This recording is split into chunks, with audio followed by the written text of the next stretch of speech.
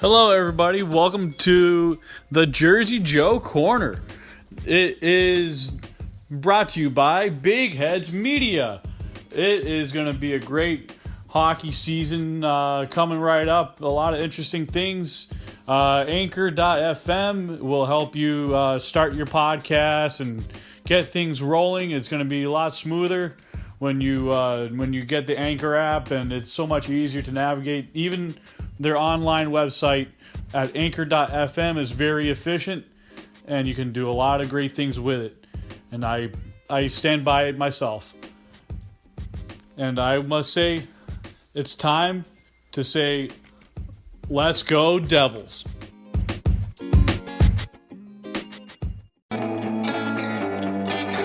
With the first pick overall, the New Jersey Devils are proud to select from the U.S. program, Jack Hughes.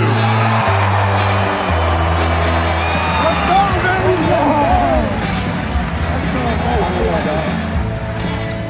Plays it across, Vatanen drives, score! Sammy Vatanen let it rip. It's a power play goal, and the Devils have opened it up. Oh, my.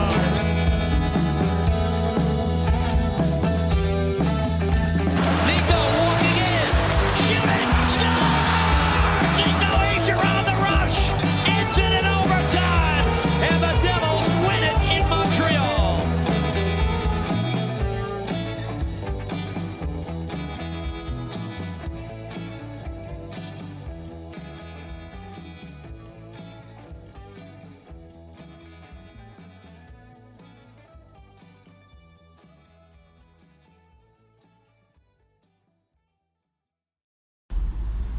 Hello, everybody. Welcome to the Jersey Joe Corner, and this is Anchor.fm.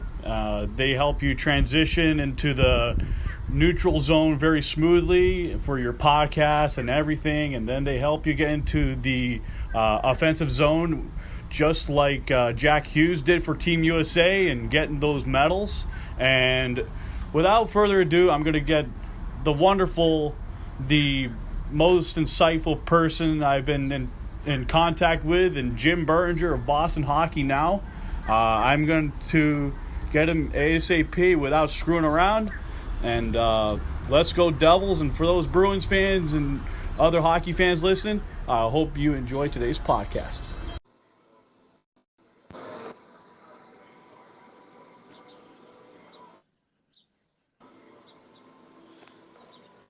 Hello, everybody. Welcome to the Jersey Joe Corner. And our guest today is Jim Biringer of Boston Hockey News. And welcome to the show, Jim. Hey, thanks for having me, Joe. It's a great day to be on the show. Hockey's right around the corner, and it's a beautiful day in New Jersey. Yes, it is. Matter of fact, I'm down the Jersey coast.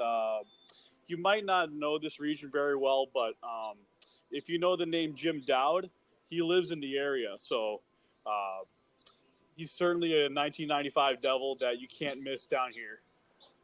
Yeah, no, I know Jim Dowd. I know that area, Brick Township, very well.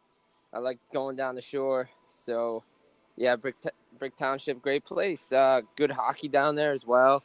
But like I said, here in North Jersey, just a nice 90-degree day. I'm sitting outside, and it's just beautiful out. Yeah, sorry for making you have to suffer setting up the Anchor account. So anyone who wants to become a friend and to join the show, all I have to do is set up an Anchor.fm account.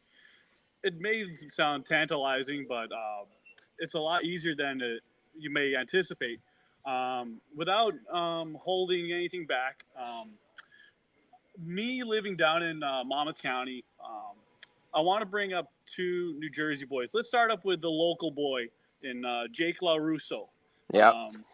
So a year ago, I met him and his father here at this place called High Voltage Cafe. It's on Springwood Avenue. Little did I know that he was a forward for the New Jersey Junior Titans.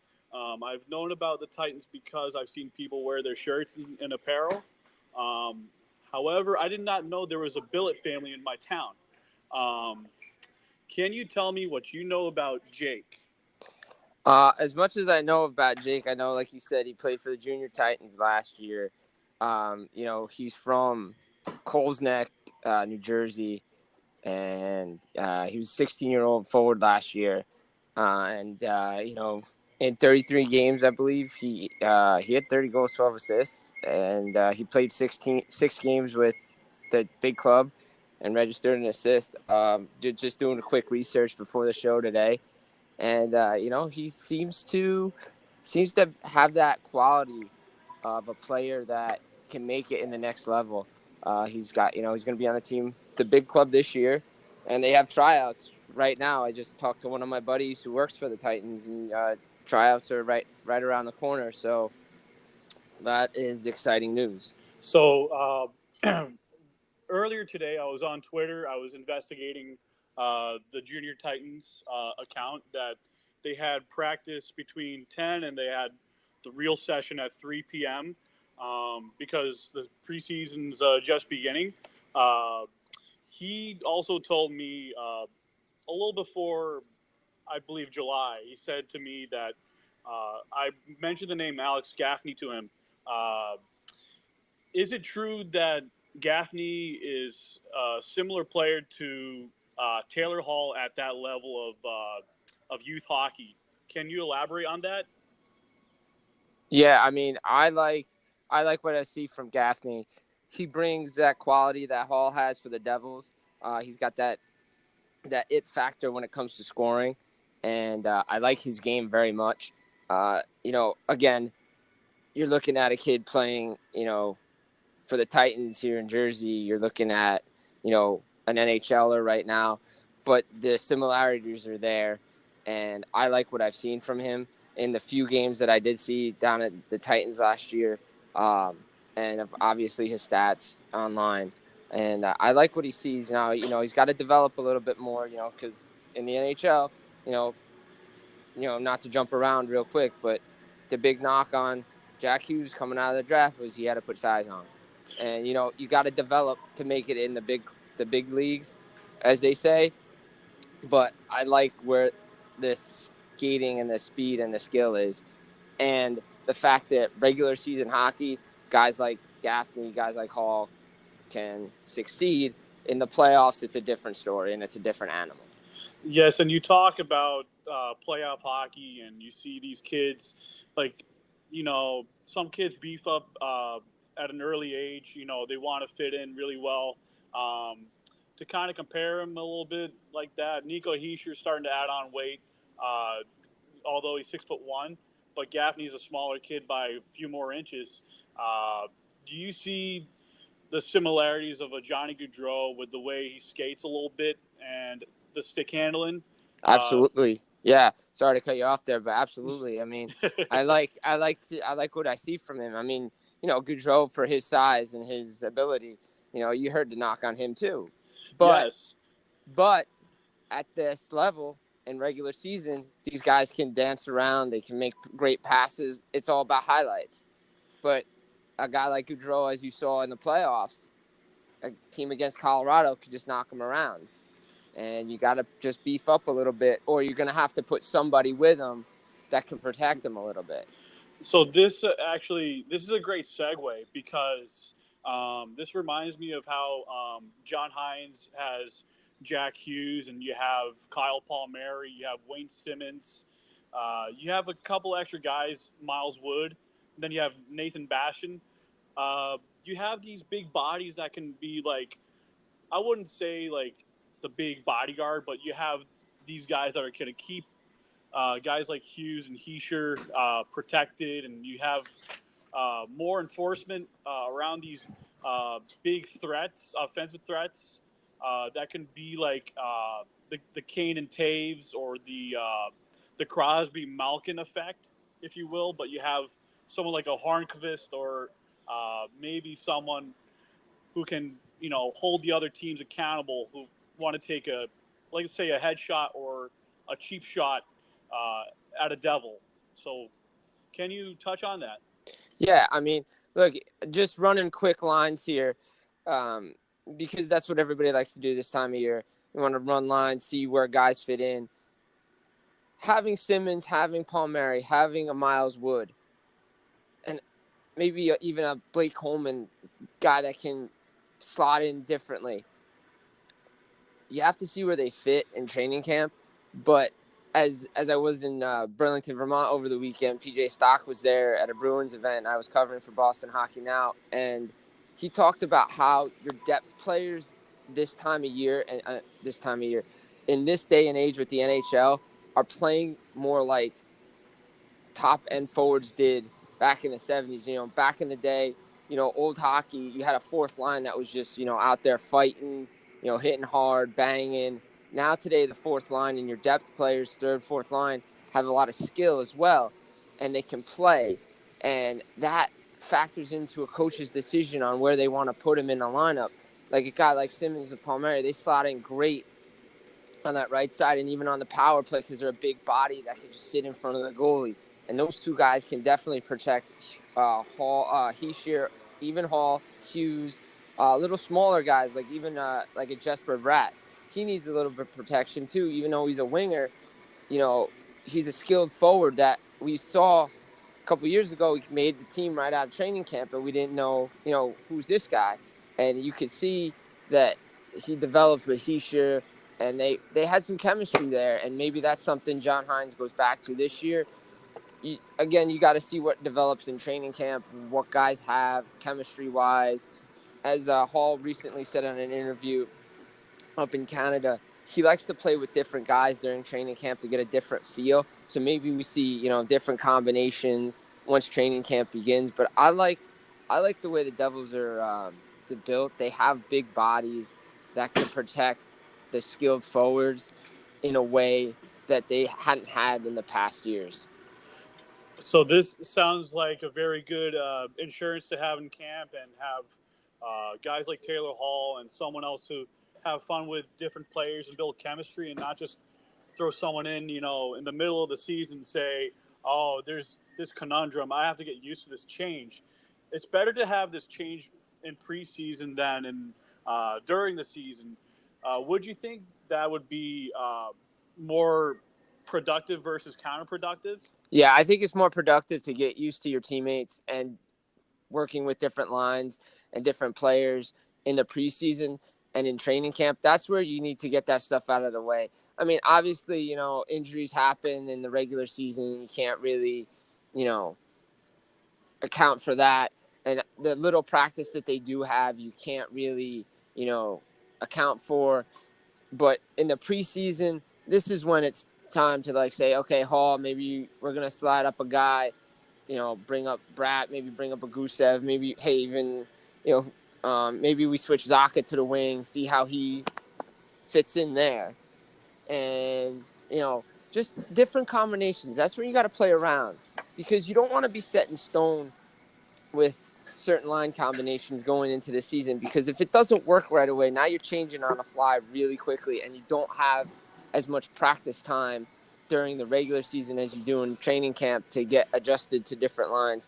And, the way the rules are all set up these days, practice is a little shorter, morning skate is just a walkthrough now. So this time of year this is when you want to get used to your teammates. You want to know tendencies. Which guys do I play great with? What guys do I don't play great with? And if I don't play great with these guys, how can I help them develop just in case they have to be bumped up in the lineup? So you talked about building chemistries, moving up the lineup. I also want to touch on a similar subject, but on the defenseman part. So PK Subban's been training with his girlfriend, Lindsey Vaughn, and trying to get his upper body strength, his nerves back into the way it used to be in Montreal before he left Nashville. Can you touch on more of what you've seen or talk to someone with the knowledge about PK's off-season workouts and his habits before and after he's come to New Jersey? I mean, a lot of guys, the guys I've talked to this past offseason in regards to PK is that he's motivated to show people that he's still got a lot left in the tank. He's coming off an injury, and he was definitely playing it with an injury last year. No denying that. Nobody really knows what it was. But it's good to see him working hard in the gym, on the ice. The Instagram stories we see, Twitter. Yes, Everybody absolutely. loves this stuff. Sorry to cut you off there. Do you think this will help out Andy Greene as a captain to stay back a little bit more and allow PK to do a little bit more of the output during the season? Because we all know Andy Greene's 36 going on 37. Do you think this will help Andy Greene get through the muddy waters of the NHL season? Yeah, I do. This is a subject that I bring up with a lot of people that I know inside the Devils. And we have differing opinions on Andy Greene. I think, personally, when he came into the league, he was one of those leaders that, he showed, especially a guy like David Severson, the ropes and made him more of an effective player. At 36 going on 37, the worst thing the Devils did, in my opinion, was give him the captaincy because he just doesn't show the qualities of a leader. I know some people are going to take this the wrong way, but that's just my opinion. And I think the fact that he has the captaincy on his sweater makes it harder for the coaching staff to move him down in the lineup. And that's something that he needs to realize that he can do to make this team better. So you compare Subban will learn from what you see with what Greene has done staying back, but you need to pair him with a guy that can, always stay back because, Greene still has that offensive ability, but Subban is just one of those guys that, as you saw when he was with in Nashville, when Laviolette first got him, he just let him go and let him do what he did in Montreal because that's the most effective PK Subban. We know he's not, great defensively, but he's won a Norris Trophy. So, but again, the Norris Trophy's been based on points lately. It hasn't been based on the best defenseman in the league. So I like what he's doing. I think the Devils and John Hines will find a way to fit him in great. Maybe pair him with a Will Butcher, maybe pair him with a Vatanen. I don't know. We'll see what they want to do, how they want to switch things up because of the left side is a little bit more weaker than the right side. So you touched on a great subject that I was just hitting on for the Pucks and Pitchforks blog I contribute to. I'm a big fan of Olie Matta and a lot of former Pittsburgh Penguins, and I've been a Shiro fan long before Ray Shiro became the Devils GM. My brother-in-law apparently is a Penguins fan, married my sister. He said to me a long time ago when it was when Shiro just became the GM in 2015, he goes, "You're going to love Ray Shiro. He's a wheeler dealer. He doesn't sit back or anything like that." Despite last summer, not this summer, but he's been very active nonetheless. Can you touch on like guys like Olie Matta or any left-handed defenseman? Especially, I was reading your article about not being able to get Torrey Krug because apparently Boston is saying no. I mean, look, yeah, Torrey Krug is a guy that a lot of people want, a lot of teams want. The way Torrey Krug played in the playoffs for the Boston Bruins was unbelievable. And the salary cap situation is not helping them sign Charlie McAvoy or Brandon Carlo, who are restricted free agents. Boston doesn't want to give him up, and I don't blame him the way this kid's playing. But if you look at the list out there of guys that are still available, there's one guy, even though his age is, the 30s, there's Mark Mathot. Yes. And I like Mark Mathot because I like what he did in Ottawa with Erik Karlsson. He let Karlsson be Karlsson, let him go up. Mathot just stayed back. And that's what made the Senators so good on defense. And even in Dallas, even though he had some injuries there, but Mark Mathot's a guy that, he's 34, but on a one-year deal, why not? Bring him in on a PTO.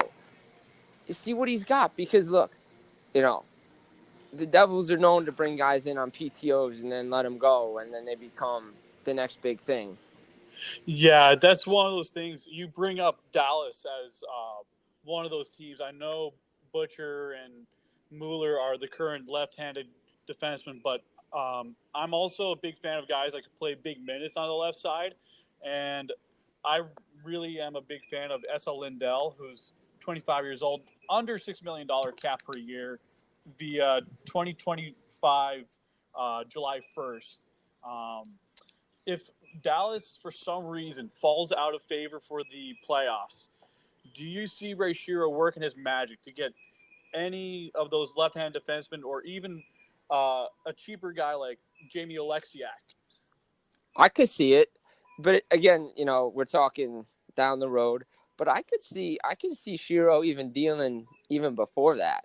Maybe, like he did with Henrique in November. He just comes out of nowhere and just makes a trade. Says, yeah, we're going to give up Adam Henrique for Sammy Vatanen. And that was out of the blue. No one really knew Henrique was on the market. No one really knew that Anaheim really wanted to trade Vatanen. You heard about the other names, but you didn't know Vatanen was the guy that they want to get rid of. So I could see them doing something like that as well. I could see them going after a young guy or a little older guy that could just fill in on the left side that plays big minutes. Yeah, Ray Shero's got a cap crunch of under $8 million to utilize. If we were talking to like it was Wall Street, you'd be thinking he would be like a big hedge fund guy, being able to allocate assets and other form of cash and reserve. For new Devils fans and more listeners coming into this podcast, if you had to look into a goaltender that, let's say it's not Jill Sen or Mackenzie Blackwood, who do you see the Devils getting just to get for either insurance or a good successor for Corey Schneider? I mean, I like Mackenzie Blackwood. I think he's the guy that's going to be the successor for Corey Schneider. Now, again, like I talked about when I was out on an Arizona show several weeks ago, Schneider does have a little bit left in the tank. He's proven it. How much leash he has is up to the coaching staff. But I think Mackenzie Blackwood is the number one starter going into this year, hands down. Even though Corey Schneider may be making more money, Mackenzie Blackwood had shown last season that he is the number one on this team. As far as goalie out there, I mean, the market is pretty thin on guys that you would want on the free agency. They would probably have to make a trade to get a backup. I personally would have liked them to try to go after Keith Kincaid and keep him around because he was a good insurance policy, but the way Blackwood was playing, you couldn't do it. You have to see what teams want to get rid of goalies. I mean, it seems these days, as Carolina proved it and the Islanders proved it, that you win with tandems these days. Goalie's going to be playing 75 games like Martin Brodeur did back in the early 2000s. That's not going to happen anymore. So you just elaborated on it's a two-starter league nowadays. I said I don't at maximum I can't see Schneider playing more than 41 games. I'd rather have it be like the 2010 2011 Vancouver Canucks type feel where minus the outcome of the Stanley Cup, I'd rather have two wicked awesome goalies getting really hot at the same time and being able to compete for the net and make it harder for opposing shooters to want to knock them out. And it also makes it harder for the coach to make a goalie change or change the lineup day to day. But it's good to have like a fresh goalie each game or every few games if you think about it. Oh, absolutely. I agree. I mean, unless the guy is playing really hot, like Kincaid did to close out the season when Schneider was hurt to get the Devils into the playoffs. And again, this is an opinion. I don't know how many people share it, but I think the worst thing the Devils did going into the playoffs in, is it 18? That they It was a 2017 2018 season. So, yeah, that was the last time they made it into playoffs. So that game against Washington, that last game after they clinched their playoff spot, they rested everybody. Bad decision because you could see coming out against Tampa Bay. Now, it's not like they were going to win the series, but imagine if they actually beat Washington. They might not have had to play Tampa. Yeah, very likely it's a different outcome, but again, you can't go back. Yeah, you can't go back in a time machine and want to change the outcome, or else you're probably going to end up getting Jack Hughes the next season or two later. So exactly, but this is it's one of those conspiracies that people bring up about the past. Exactly, but again, going back to your team, Dallas, they had 2 goalies last year, Bishop, Hudobin. I mean, they did it as well. St. Louis has had a rotating door there, but, Jordan Binnington said, okay, I'm the hot guy. I'm going to take it to the Stanley Cup final. Even in Boston, you look at Yarrow Halak and Tuukka Rask. Halak came in and he played well when Rask needed a break, and that's what you want out of your backup goalie. He needs to just play well enough to win, and the team in front of him has to realize that they don't need to do much more than if the starter was in there, but they do need to play better. And that's something that the Devils need to look at. I mean, look, Schneider's there. He's, we know his track record, but maybe he just needs to take a mental break, go away, and then come back and be focused on, hey, I don't need to do it all. I have a team in front of me that can do things. Versus last year's defense, we have a more compatible defense that's more capable of being more defensively sound and more relaxed. But nonetheless, it feels like with Sammy Vatanen around, he could play in number 2 slot. You can move him from right side or left side. Do you see anyone like Ty Smith being able to alleviate the pressure on the left side, especially when he does break out in camp? I think Ty Smith has a really good shot at making this team. From last year's developmental camp, he made it all the way to the end when the Devils were on NHL Network. You saw how hard it was for John Hines to cut him. He lit up his league in Canada. He's played well again for Canada, the World Juniors. He played well again at developmental camp. He's got a spot that he can take if he wants it, because the Devils could use a player like that. Now, that all depends on, his ability to transition to the NHL right away. Now, people have to hold their expectations once the kid makes the team, because if he does, they're going to be like, oh, yeah, he's going to put all these points up. Realistically, defensemen have a harder time transitioning to the NHL. It's a fact. It is true. I will tell you this from what I've seen in my own eyes. Last year, I saw him play against the Rangers in 2 preseason games at the Prudential Center. When I see him skating with the puck during a game, or even during warm-ups, he glides like there's no tomorrow. He glides like he's like Taylor Hall. Like, he just has that confidence. And then when you put him on like a power play, or he's on 5-on-5 in the offensive zone, top of the blue line, he just seems so calm under pressure that it's hard to knock him off his rocker. So if you had to think of another left-handed defenseman in Devils prospect camp to keep an eye out for, who and why should Devils fans keep their eyes peeled for this player? Well, obviously, I mean, Smith is the guy everybody's going to be looking at. But, there's a kid, Josh Jacobs, that I really liked when I saw during camp. I thought he could bring some things to the Devils this season. Now, will he make the team? I don't know, but I like what I'm seeing. I like his development. If it's a defenseman, I think it's hard because they've done so much signing guys, like keeping Carrick around, keeping a Mueller around. that it feels like they want to have that veteran presence back there to help the guys that they already have up there.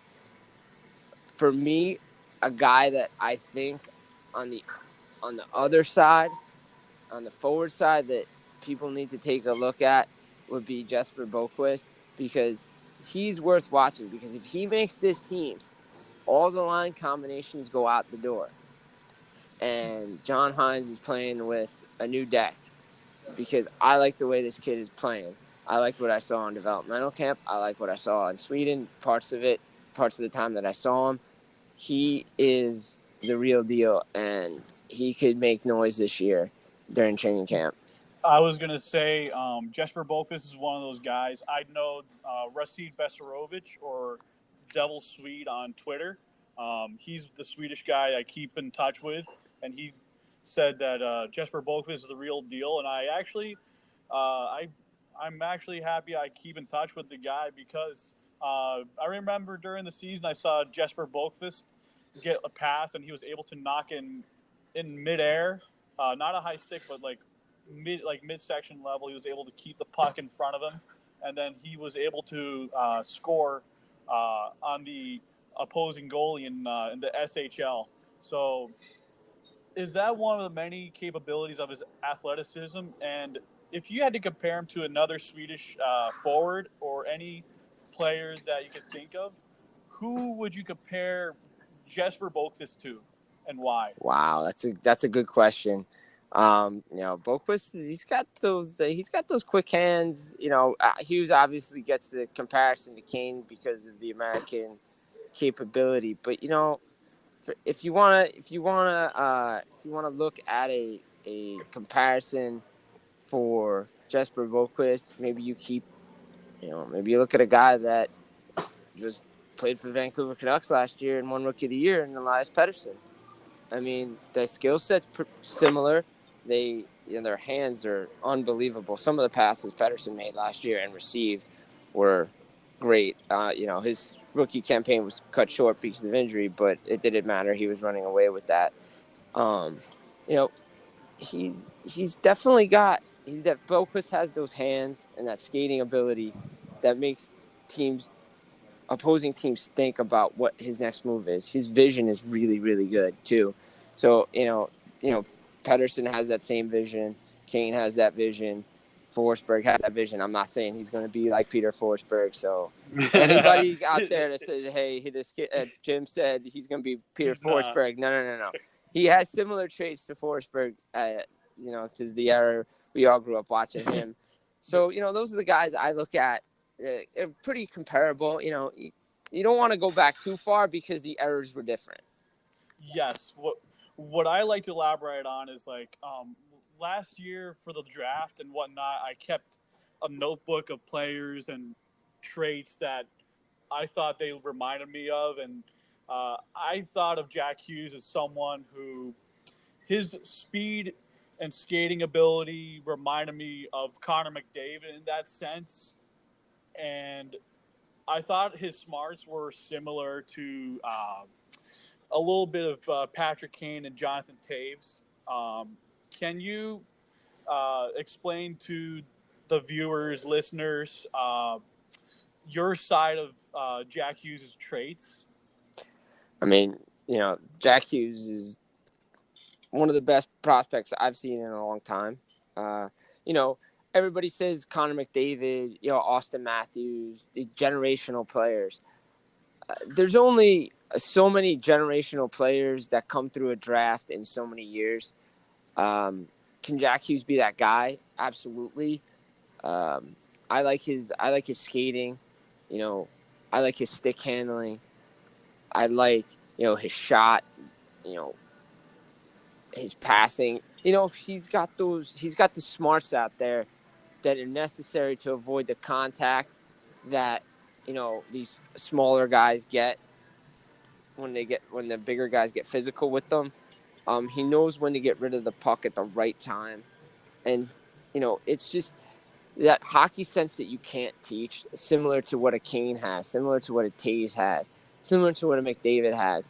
McDavid has definitely more skating on him because that stride, it's a stride you can't really copy. No, it's one of those things that you like. I even still gush over Connor McDavid still, and he's not even a New Jersey Devil. And I know it's one of those things you think about as a fan. Like you always dream, but like I remember when Taylor Hall went first overall in that draft. Even though he was an Oiler, I loved the way that he played for the London Knights of the OHL. But when I watched Jack Hughes playing for Team USA, like even Craig Button said, anytime he steps on the ice, you know he's there and you know he's a presence. Absolutely. But when he plays with Nico Hischier, sorry to rumble on, but Nico Hischier's got that two-way game similar to a Jonathan Taves. Do you think he will become, like Jack Hughes will become a two-way forward as well that will be an even more scarier threat that a team like the New York Rangers and their fans will be like, oh my God, this is too freaking scary. Yeah, I mean, I think Hughes has that ability to become a two-way center, and you need to be a two-way center in this league. Look, Crosby, I mean, and to bring up Crosby, he's up there. Yeah. Hughes is up there. He's practicing with Crosby. He's practicing with McKinnon. That's good for a young kid because now he knows what it's going to take every offseason to be the best, to stay at that high level. I mean, Crosby, when he entered the league, okay, my shot's not good enough. Okay, I work on that in the offseason. My face-offs aren't that good. I got to find something that's wrong so I can work on it to become an all-around great player in the league. Some guys are one-dimensional. They're great. Find a weakness that they may not think is bad, but they want to improve. And the fact that Hughes is up there with Crosby and McKinnon, two good players in the league, maybe great players in the league, because McKinnon's salary and Crosby's salary on Colorado and Pittsburgh, respectively, are a steal in this day and age when guys are looking at $10, $12 million contracts. Those guys know what it takes to play at a high level all the time. Now, obviously, it's Hughes' first season in the league, so he's going to have to get adjusted to the presence of what the NHL brings, a longer schedule, the physicality, playing against men. But he's got the tools and the traits to, know what he has to do every offseason. I mean, look, after his media tour that he went through, he said, hey, I want to get back on the ice so I can start skating again, so I can train because I need to get in shape for training camp. Yeah, that's one of the things that really attracted me to Jack Hughes was that he's very I love what I do and I want to do more of it. And I didn't see that from Capo Caco, no offense to Capo, but I just got a better sense of him, just like the same way I got with Nico Hischier when he and Nolan Patrick were at the Nashville Predators playoff game a few seasons ago, and I gravitated more towards Nico because of his easy demeanor. It almost reminded me of Patrick Elias in a way that Central European demeanor just really says it all. Yeah. For me. Yeah, I agree. I mean, look at with Hischier and Nolan Patrick, that draft. Patrick was the number one guy for the longest time, but then Hischier had that spark through the World Juniors, and he carried it on to the World Championships, and then his play, and then Patrick, his injury concerns came up, and the debate was, okay, you want Nico, do you want Nolan, who do you think? And I was always on the side of, hey, you got to go with Hischier, take the center. Yes, absolutely. The injuries to me are a problem. I don't want a guy that's going to get injured all the time. Yeah, I used to be pretty biased about how you got to pick the North American kid. That's not the way it is anymore. I'm all about the best player with the best upside. So for me, I didn't think the Devils would have such a problem that was created by the hockey media, but it seems that whenever the Devils get that chance to pick either a first overall pick or an early pick, they're starting to hit the first round pick better than they did when they picked Mikey McLeod. Nothing against Mikey. Sorry, Mikey, but I think you're going to do very well on the bottom 6 line as a center winger because you got that speed, but I want you to utilize that shot. I mean, but look, again, he's had every opportunity to prove that he can play with the team, and he's just not taking it. There's how many developmental camps now? Several. And he's not gotten any better. No offense, but he hasn't. And, just watching other prospects around the league from that class, you've seen those guys making the team, sticking with the team. McLeod might be one of those guys that's just a career AHLer, or he's going to be part of a package that the Devils use to get a defenseman.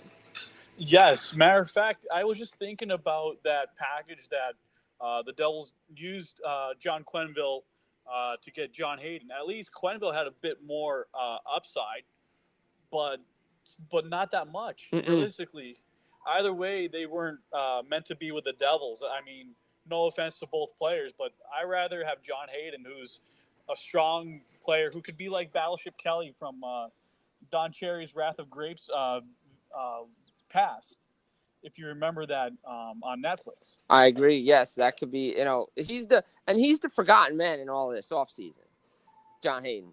He's the forgotten man because you got Subban, you got Hughes, you got Gusev, you got Simmons, but there's John Hayden, a nice depth player that the Devils have, and they got him for relatively nothing. Yeah. I honestly think those trades people overlook because you're not thinking about these bottom 6 players, but a guy like Hayden can still produce like those dirty goals and be like that cheaper Wayne Simmons, and a younger guy at the same time who could stick around a little bit longer than a Jordan Tutu maybe. I do, however, think that when I was in Europe, I was on my vacation. I saw the Nikita Gusev pop up the social media of Devils Twitter, and I was watching the Let's Go Devils podcast with Sam Wu doing the it's like honk honk honk honk. I can't wait to do the goose in Gusev during a Devils game this year. I'm ready to do that before and after the woo. I mean, look, this kid is this kid's special. I mean, again, he didn't lead his team in goals, but those assists, those matter. And if he's on the second line with a Hughes and a Simmons, and maybe you move Palmieri around, again, it's all playing the game. A guy like that who has experience playing against men in the KHL, now again, it's the KHL. The NHL is a little different league, but you're still playing against men. And if you can make plays like that, it's going to help Hughes. His experience playing against men, he's going to tell Hughes, obviously the language thing, but he can understand. He can understand maybe through videotape what he has to do. I don't even think people use videotape anymore. But it's YouTube. But it's YouTube. Yeah, it's film either way. Not to interrupt you there. No. I really I loved what I saw from Nikita Gusev, although I did want Germany to win that gold medal game. I did too. Because of Ilya Kovalchuk, and I was at that Devils LA game that was for the Chinese Lunar New Year, and I booed the hell out of him. I still give him the bird, as if people know what I mean, as we call it, the jersey salute. Oh, absolutely. We tell him he's number one, in a negative way. Yes, number one enemy. Exactly. Yeah, I mean, Kovalchuk, I don't know what the Kings were thinking when they brought him in. I mean, great. He's putting up numbers in the KHL, but as you saw last year, his speed has declined a lot. His play is just not there. I mean, Willie Desjardins in the era with the LA Kings was just a mess anyway, but I don't see him doing anything else much more this year with the Kings. I guess he just wanted to come back and collect an NHL paycheck, but yes, I think he didn't want to be paid in rubles. No offense to anyone in Russia. Rubles are your currency, but it doesn't equate the same as much as dollars do. it's one of those things. Back to Gusev, I really liked his creativity. People who just see those So did I. many goals, they got to think about when you score those assists. An assist is a goal that's helping your other guy score. And to me, that the way he has that little toe drag shot is so lethally sneaky that he could roof job maybe Alexander Georgiev of the New York Rangers or maybe Carter Hart going top shelf in the corner. Oh, absolutely. I mean, look, Gusev, he's got a sneaky shot. Like Hughes got that sneaky shot too. A lot of people think that Hughes is a setup guy, which, he is, but he has that ability to score. And that's what made him so deadly with Team USA, with the national development team. And, obviously Cole Caulfield got love too. And I don't know if you were thinking the same thing. I was thinking during the draft when Caulfield started to fall that maybe the Devils could find a way to trade up and get Caulfield and have them both on the team. That's something I talked about with somebody I know. He said, hey, that's not a bad idea. Just get those two guys together again. I absolutely think Montreal made out like gangbusters on Cole Caulfield. Caulfield is one of those kids. I know he's like an Alex DeBrincat, but I think he has more upside than DeBrincat because of the speed, the intelligence, the dynamics of him getting open for the sniper or the playmaker. He's the guy that, I watched him versus, let's say, Canada or Russia. He was able to get open. He was able to set up guys like, to make those drought games look so easy versus teams that, usually are hard to put away. Yeah, I agree. I mean, he's one of the steals of the draft. I mean, going down even further, team obviously I cover for Boston Hockey Now, the Bruins. They got a great pick in John Beecher, center. I love that kid. Absolutely. He's a great pickup for them, especially in that system. Down the middle, Bergeron there, Krejci, he can learn a lot from those guys. He's going to college, but I like what I saw at the summer showcase from him. And, talking to Chris Peters and Julie Robenheimer. And, I love talking to Julie. She does an excellent job. She does a great job. And both high praise for him. Even Craig Button was talking about him as well. And they give high praise that he has a legitimate shot to make Team USA this year for the World Junior team. And he's a freshman in college. Craig Button did say about John Beecher that he looked a lot like a Blake Wheeler from the left side, the way he plays. And, Blake Wheeler, if I'm correct, played for the Boston Bruins and went to Winnipeg. So he has that Boston skill set. He's got that DNA of the Bruins that they think of. But when we talk New Jersey Devils, yep, we've had players that played for us, like Jay Pandolfo, who was a guy who could do the nitty-gritty stuff, but score those, like, nice little rebound goals on the Ilya Kovalchuk debut game. Yep. Before regulation ended. Even what was it? Jamie Langenbrunner and him are executives for the Boston Bruins. Yeah, they help their coaches, developmental coaches, with the Bruins right now. So both of them were we're on the tour with the Bruins for their Fan Fest, and they helped run their developmental camp back in July. And both those guys, great Devils to compare Beecher to. Another guy I would look at who doesn't get enough credit that he should is a guy like Sergei Brylin. Oh, I love Sarge. Absolutely. I think he would be excellent for a guy like Nikita Gusev's development from Russian to English. I absolutely, I am trying to learn Russian myself because, I'm actually, one of my great grandfathers served in the Romanov military. That's really cool. So yeah, you wanna learn some Russian. Yeah, and I used to do volunteer work at a nursing home with people who spoke Russian. And I remember when I used to meet Ilya Kovalchuk in the back of Prudential Center for autographs back in 2011-2012 season. I greeted him and Anton Volchenkov a bit in Russian. I say, "Привет, как дела?" Hello, how are you? They say, "We love your Russian." And I said, "Where did you learn?" I said, I learned it at a nursing home. The people speak Russian there. Yeah, those guys appreciate that kind of stuff. Even though we write about the game and we talk about the game, we're all kids at heart still. I mean, I can remember when I was a kid when the Devils were practicing over South Mountain Arena. And you go in there, you're mesmerized, and you talk to your favorite players, or you just say something nice about them, and you get a nice little conversation going. So the players appreciate it because they understand that everybody's still a fan, and they like those kind of things.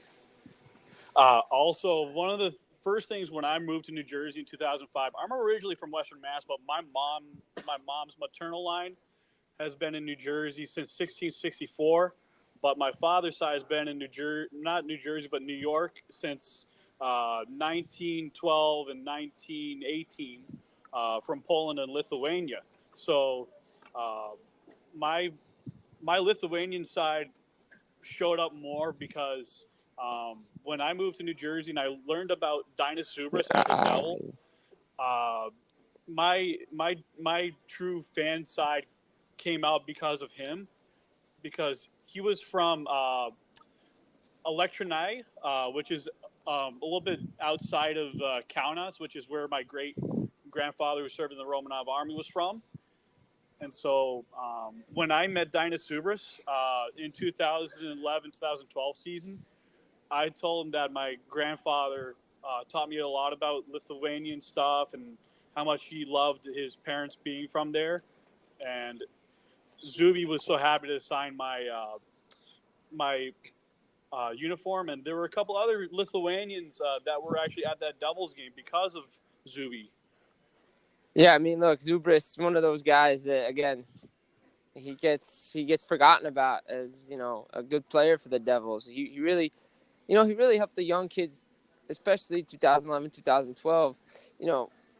As a leader, he showed them what it took to be in the NHL and how to develop the right way. Again, talking about guys that should still be with its team. Not to, get on a tangent a little bit, but yeah, guys like, as a coach more so as a guy like Scott Stevens, we have Brodeur back in the role that he is in, and the Devils brought him back, which was good. They made peace, and yes, whatever absolutely. story happened there, I'm told one thing, people deny it, but I'm still staying with the fact that Lamoriello and Brodeur had something happen there. I think there was something Lamoriello did that soured things between, from what I like to infer on, because I talk to other people around outside of the podcast world, and people feel one way or another towards a subject. It's good to have both sides of an argument or a topic in general, and it's healthy for debate. Absolutely. And because there's not enough people out there that will speak about it. I was looking the other day at the old Capitals roster, and one of Alexander Ovechkin's first few seasons was a down year, kind of like the Devils' down year last year. Mm-hmm. And Alexander Ovechkin scored about 110 points roughly. Yes. And guess who the second guy points wise was the runner up? Someone we just talked about. Somebody we just talked about. So, was Zubrus on that team? Yes. Wow. 54 points. Wow. See, And so having a hockey DB. Yeah. So having a guy like that around, even in a bad season, look, Ovechkin 110 points, but Zubrus there 54 points. He probably didn't tell him, Ovechkin, young kid, probably getting discouraged that he isn't winning. But Zubrus being around the league knows, hey, it's not going to come like that right away. a lot of people, well, not to interrupt, but a lot of people forget that when Zubrus, he's from Lithuania. Lithuania, being a neighboring country to Russia and Poland and Ukraine, he was part of that Drezhba 76 team where he and those players from 1976 got to play together for that Ukrainian team right there. Yeah. Because the trainer was from there originally, but long story short, he got drafted by the Flyers, then to Montreal, and he started to bop around the league more. And then he was able to learn Russian, and he was able to speak Czech with Patrick Elias. And Patrick Elias, if I recall correctly, can speak Russian to an extent, like he did with Ilya Kovalchuk. But when you had Peter Sikora, who's from Czechia, it's for the old listeners, that's Czech Republic, Czechoslovakia to you people. But yeah, you're speaking Czech back and forth. And I actually remember being at a game where the Devils played the Buffalo Sabres the day after Christmas. Yes. And I remember the Devils beat the Sabres that night. And Peter Sikora had a 2-goal game. I thought he was going to get a hat trick. I was in the standings, and there was this is when fighting was more prevalent. Yes. Yep. I remember this game. 2011, 2012.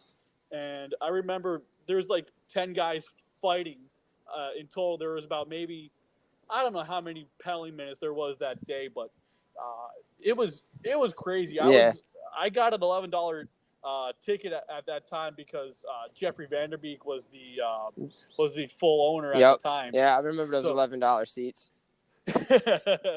I think a lot of people wish to find more of those tickets on StubHub, but I think a lot of fans will find more of those tickets for preseason now. But it's gonna. You're not seeing an $11 ticket at a Devil game anytime soon. Just to hate to break it to you. Yeah, I know. Well, you see, that's why I'm happy to use my Capital One card. Yep. Because I get my miles. I remember the Devils had a game versus the Rangers the year that the Devils made the playoffs recent, and that was going to cost me $250. I waited a day. It only cost me about $135. So there you go, savings right there, Capital One. Well, it wasn't Capital One itself, but it was through. I remember it was Tick Pick through the app. It's like SeatGeek. Yeah. And I got that. It was like a 50% savings on that site, and I always get e-tickets. I don't screw around getting the hard tickets, not unless if I'm dating someone who she must be a season ticket holder. yeah, I hear you. It's so hard to get those hard tickets. I collect, now, going to games with the media pass and, stuff like that. When I'm a fan, if I'm out of town, I kind of want the hard ticket as a memorabilia piece, considering I like, everybody has their goal of 31 arenas.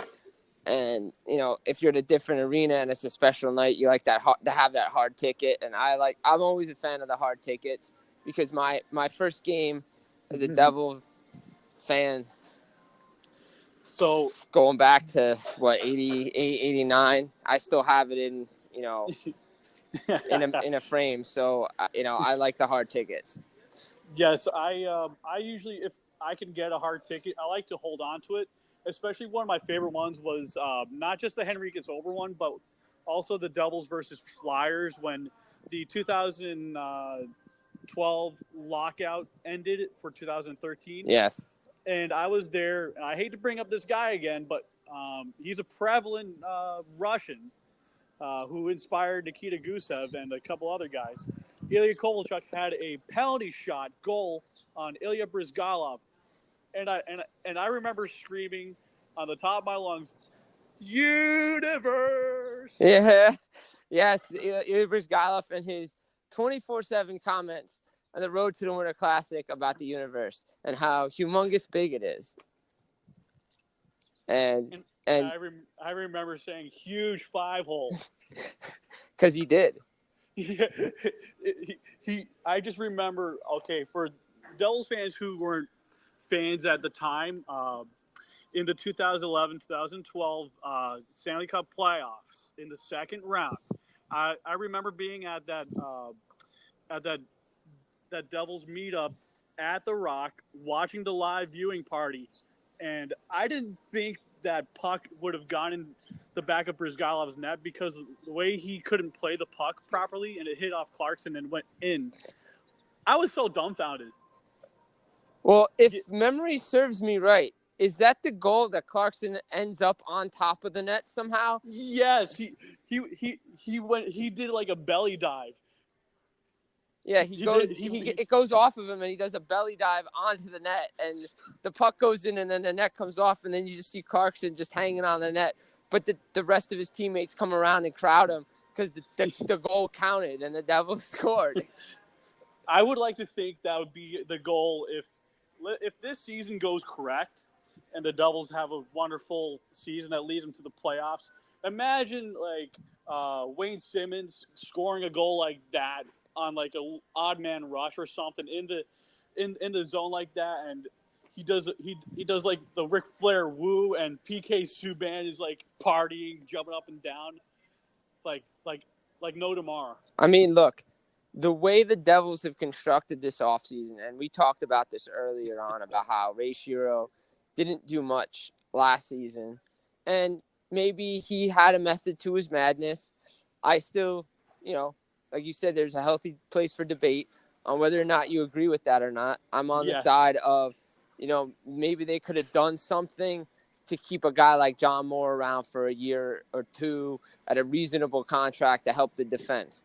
But again, Shero has a plan that him and Hines have put together, and they are ready to, enact with the offseason moves. And, the Devils are one of those teams that you have to be wary of this year.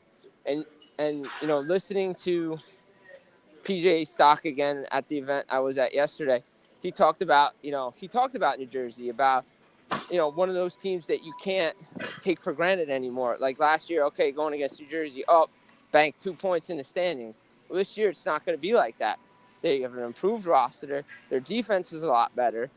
Obviously the question marks are with their goaltending, but Mackenzie Blackwood has proven that he can do it. And if Corey Schneider can find his game again, they have a decent tandem in net. And everybody's, down on Schneider. But you got to have a little faith, because this guy, if Vancouver played their cards right in 2011 in Boston, he should have been in net to clinch the cup for him. It could have easily gone the Vancouver Canucks way, but it just apparently sometimes the referees just aren't always on your side. I mean, we've seen it ourselves as Devils fans during the regular season. We know that our fellow New Jersey, New York, tri-state area Devils expats around the world are always going to have their Jerseytude, if you will. Of course. And it's in our DNA. It's not like, Flyers fans always have a bias against us and other teams, and they hate everyone who's against their sports teams, Oh, no, I know. I mean, look, if you're not a fan of your team, or you don't have that, you don't have those fan glasses that you put on every now and then when you're watching a game and say, that one's going against us, and you're doing yourself an injustice, because you're a fan, and you don't want to come off and say, the referee blew that one. But sometimes they do miss it. And as we saw this past postseason and previous postseason, these guys are human. They do make mistakes. But when they make the mistakes, they're on the big stage at the wrong time. Yeah, and it's like it reminds me of when Nashville was going against Pittsburgh, and I honestly felt Nashville should have won the Stanley Cup. I agree. And I honestly felt bad for David Poile. He should honestly be on the Stanley Cup himself. And it outrages me that there is that slight bias still. But I think there needs to be more new NHL referees that have no idea who their allegiance should be to. Here's a better idea. I know this would be good for other teams in the playoffs, etc. They should have referees from the KHL, SHL, NLA, which is the high Swiss league, and the DEL, etc. All non-North American, English-speaking, French-speaking referees must be able to be part of those games, as long as they don't have an affiliate to those teams. I mean, hey, that's one side of the argument I have not heard before about having different referees referee Stanley Cup playoff games. I know the fact that I know a lot of the referees are USA Hockey certified, and they go through this whole process to become an NHL official. And you can see that a lot of the younger guys are starting to do it. But you do see it a lot in college football, which is right around the corner. When it comes to the bowl games, if two teams from, like, say, for instance, the ACC and the Big Ten are squaring off in a bowl game, the officiating crew is from the Pac-12. Right. And, games still have some issues, but it's not like there's a bias because of a Big Ten official there or ACC official there. It's, okay, this is the Pac-12 officiating crew. These guys are calling the game. That's how it goes. Yeah. Well, another issue, like, I know we've been going on for 63 minutes. This has been wicked awesome. Yeah, this has been great. Yes. I also like to talk about players that, like Miles Wood. We've touched on some BC boys, Boston College kids, for those of you who don't know the lingo. Miles Wood, I know, is like the Happy Gilmore kid, getting a little bit of trouble during the season, but he's the kid that everyone loves, that's going to bring the extra energy and the flair and the Ric Flair to it. Do you see him improving his game this offseason going forward? Oh, he needs to. He needs to, as much as you like the physical edge that he brings, he's got to knock it off if he wants to have if he wants to find his way in the top 6, or top 9, because he's got the speed that can blow anybody out of the park. He really does. He's got that, but his mind he just takes the dumb penalty at the worst time, just like against Tampa Bay. Yep. And you see it all the time. The Devils are up 4-3, 4-2, just to use random numbers. He takes a penalty with 3 minutes left in the game, and it's a dumb hooking penalty because he's tired. And he goes to the box, and the team scores, and now it's a 1-goal game. I mean, you got to knock that kind of stuff off. Or it's the beginning of a game, and he hits a guy high, or he takes a stupid penalty in the offensive zone, and now the other team gets a power play and they score.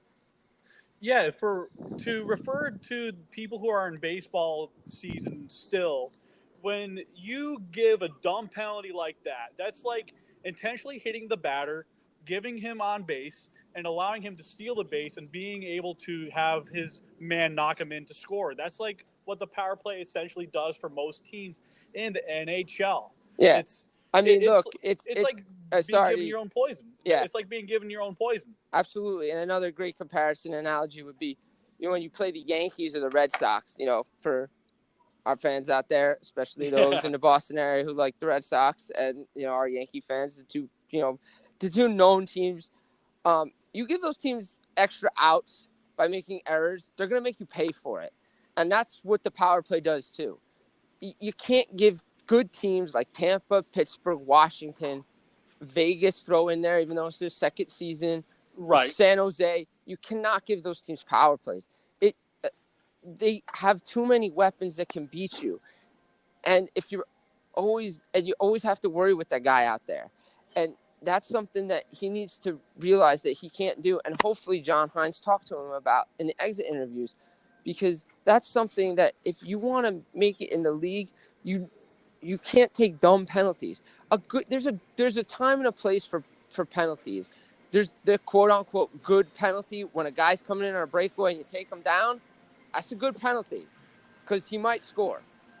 Yes, and you bring up guys that can create those good penalties. Like, for instance, Miles Wood, when he played against the Flyers like 2 seasons ago, he puts on those turbo boosters. He's got really good stick work on the puck and someone hooks them, that's a 2-minute penalty at least. Or maybe if he gets a little bit too close in on Carter Hart, maybe he scores or maybe he gets a penalty shot. And to help our listeners understand, this is like going back to like a power play and creating opportunities to score. It's kind of like for those people back to baseball mode, it's like setting up the guy on second base with a potential to score. So like those extra outs or those extra attempts is like writing your own death certificate in a way. Oh, absolutely. You can't do that in the National Hockey League, not with so many good teams out there. And if you wanna be one of those teams, you cannot be in the bottom 10% of the bottom part of the league where your power play is ranked 25th out of 31 teams. It can't happen. Like the Devils last year. Like, for instance, like when the Devils would play Nashville or Montreal in the past, and I watched PK Subban, I know I love PK Subban in a hockey way. And just the way he can set up the power play himself, like you could see that shot. It's so heavy, and the puck is like a laser beam off his stick. Like once you see him on the power play, it's like this is game over. Yes. Like you're screwed. Oh, absolutely. And I think that's something that John Hines and the Devils are going to look to do, because if you look at back when PK played for Montreal and played for Nashville, they always look to set up that one-time shot of Subban's because it's so good. And that's why, among other things, people in Boston who are Bruins fans do not like Subban, because he's hurt the Bruins in the past, especially playing with the Canadiens, because of his shot and obviously his other antics. But which the Devils will see Boston 3 times in about a span of 4 weeks. That includes preseason. So it's only going to create more animosity between the players and the teams going forward, because you have Subban for the next 3 seasons. We have him as fans, respectively. And another thing to think about is we don't really talk about formations of offense and defense.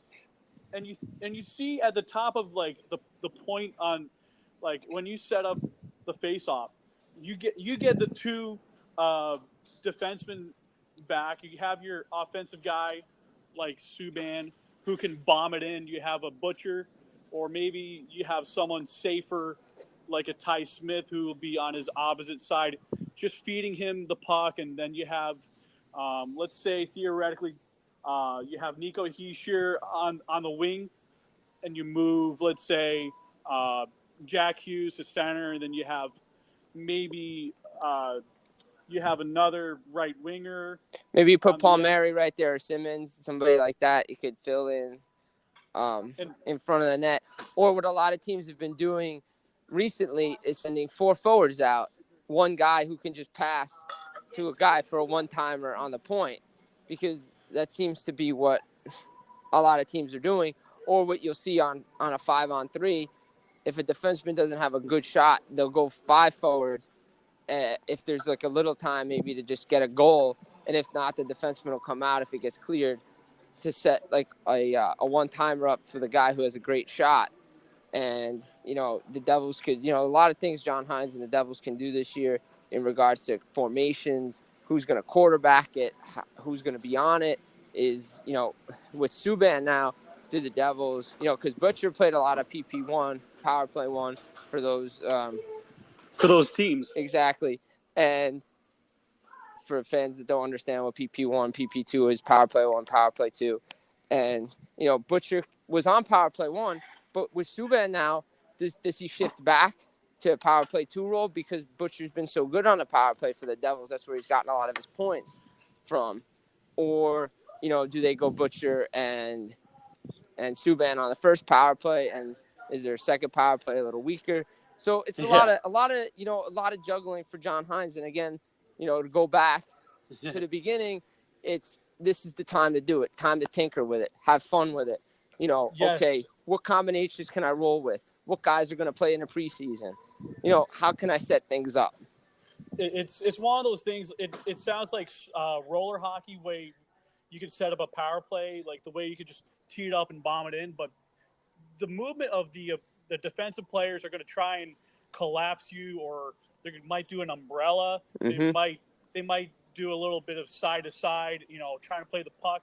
But because we have so many good puck movers that can move it, like Jesper Bratt is one of those guys I've absolutely fallen in hockey love with, the way he plays the game, the way he's so smart. I'm not sure if you saw that game versus Chicago at the Prudential Center, but if you do have time, look on YouTube. The Devils won that game 8-5, but Jesper Bratt gets this beautiful setup pass to Sami Vatanen, and Vatanen began his slap shot windup, and he just bombed it. And I was in Section 10 that night with a friend of mine, and I could hear the puck just hit the bottom part of the net, and it was pretty close to the TV camera that night. Yeah, I do remember that game because I was watching it because I was texting with a buddy of mine, and I said, "Oh, this is going to be a high-scoring affair tonight." You know, 13 goals, 8-5 Devils. You know, and you didn't expect it because you know the Devils offensively were just not there all the time. They would have great spurts, but they would come up and down. But that game they exploded, and for whatever reason, in the older fans, and because some of the younger fans don't understand this, when the older fans talk about, you know, and you can see it as a member of the media, and you can just get the lineage here. Devils, for some reason, it's in their DNA to play well against good teams and play bad against bad teams. I don't know what it is, but it's every year. It's the same story. Chicago, Pittsburgh, Nashville, Montreal. They always seem to rise up and play well against those teams. I think it's because of the hockey media up in those markets that they know that they want to be well known outside of their own market and expose themselves to those fans in that way, in a more positive way. Sorry to cut you off. No, it's all good. No, it's a great explanation on why this happens, because it seems to happen every year. One of the things, you know, Columbus is always a thorn in the Devils' rear end the past 5 seasons, it feels like. Every time you could just put up 2 points for Columbus. And as much as I hate Columbus before Tortorella, having Tortorella now makes me put them as public enemy number 2 behind the Flyers and the Rangers. Wow. And I know Columbus isn't anywhere near New Jersey, but in my 5 building new rivalries, Columbus is one of them.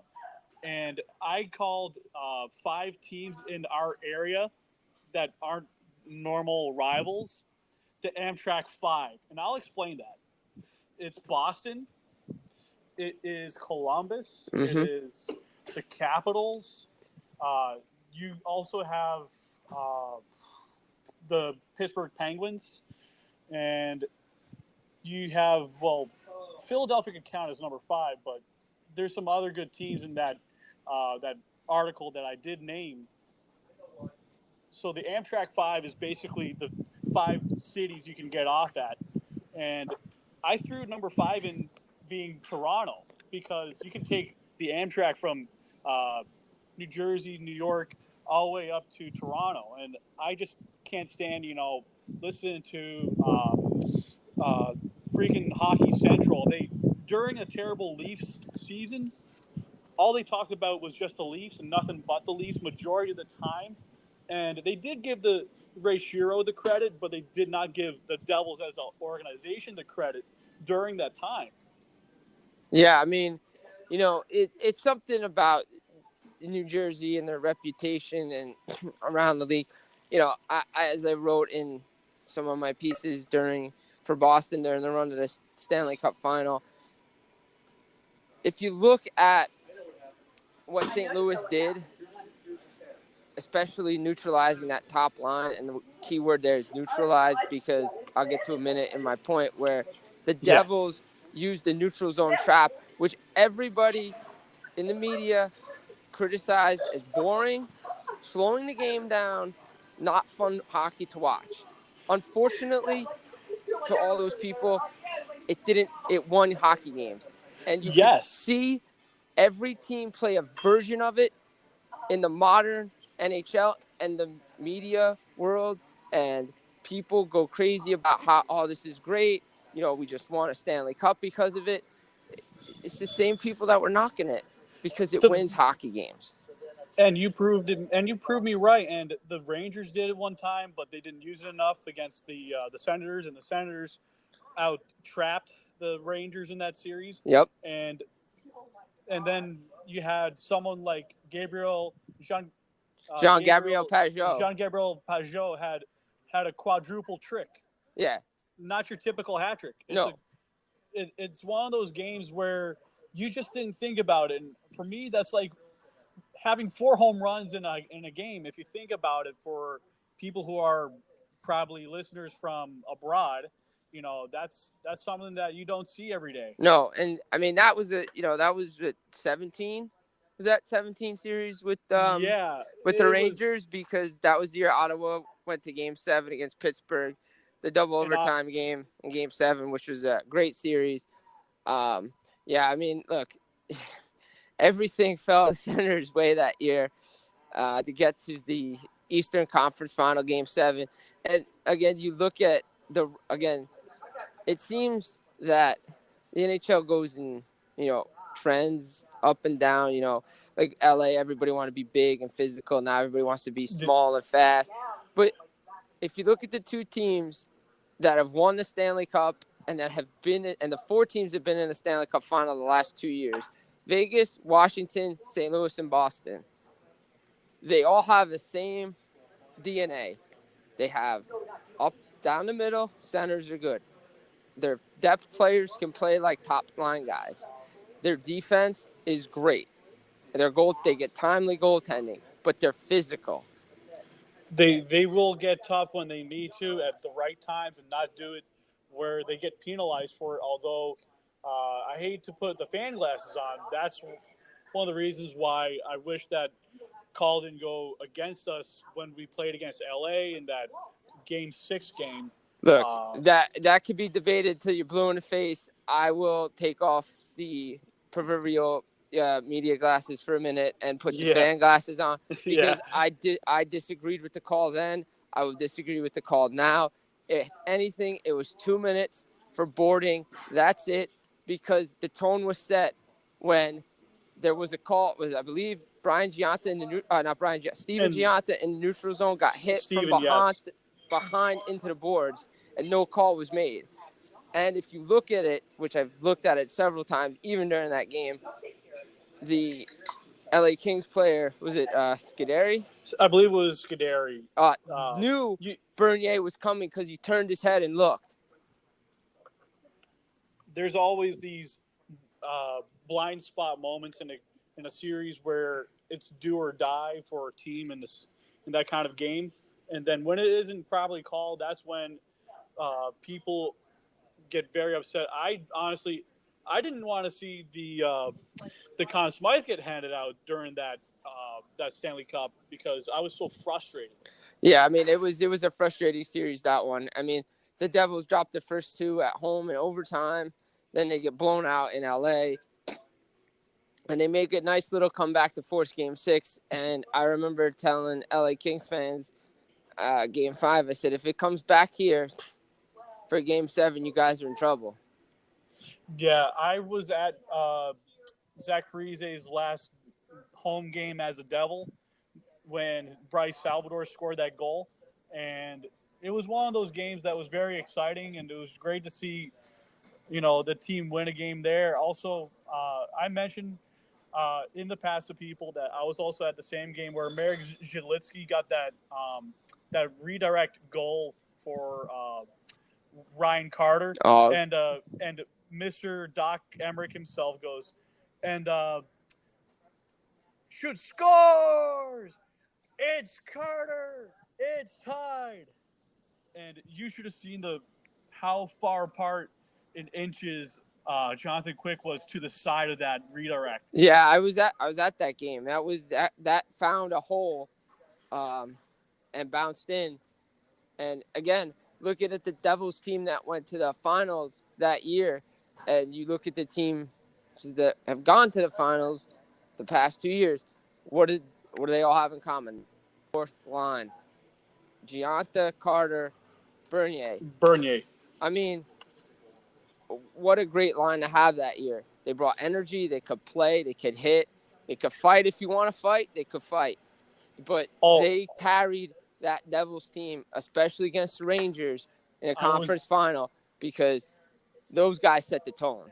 I was at that Game 6 of the Eastern Conference Finals, and boy, was I nervous. And I actually, the preview of that game was on Hockey Night in Canada, but it's long since gone. Yeah. But I had my face painted that day, and I was actually sitting up in section 208, where the Montgomery High School drumline was. Okay. In front, and I knew, like, when the drumming boys were blasting it before the game, and then you had Steven Gianta and then Carter all drive the crease against Lundqvist, or I call him Lung Twist, because he choked that game.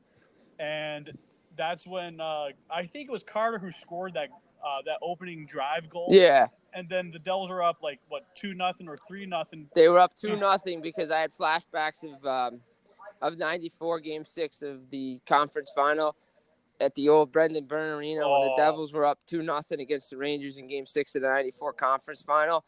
So when the Rangers tied it up, I was like, oh no, not again. I was like, oh boy, but then when Henrique got the goal, I'm like, okay, they could settle me down.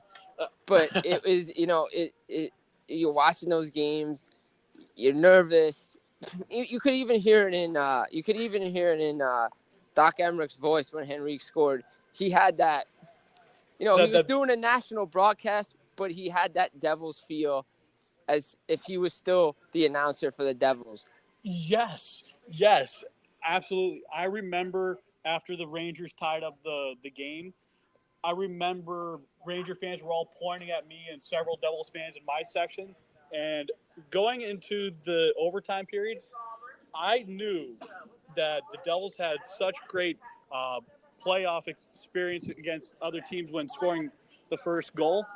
I knew I had to start a battle cry for fellow Devils fans. I said, everybody listen up. When we score our first goal in a game in the playoffs, we are almost unbeatable. We can beat these guys. We can do it. I had my Herb Brooks moment, and I just had to summon the crowd up in that section. And boy, did I feel bleeping great, expletively. Yeah. Great.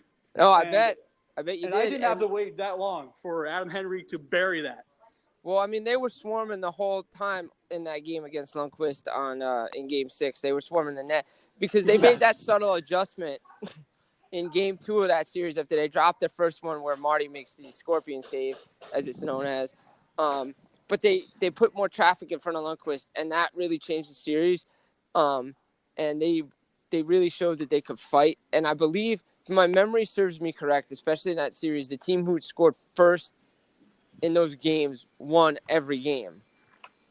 Not nowadays, but it feels like teams are more precise and they just more focused. They really don't care about those stats. Yeah. Or it doesn't occur as often, but usually the team that scores the first goal is the one that gets more of the advantage.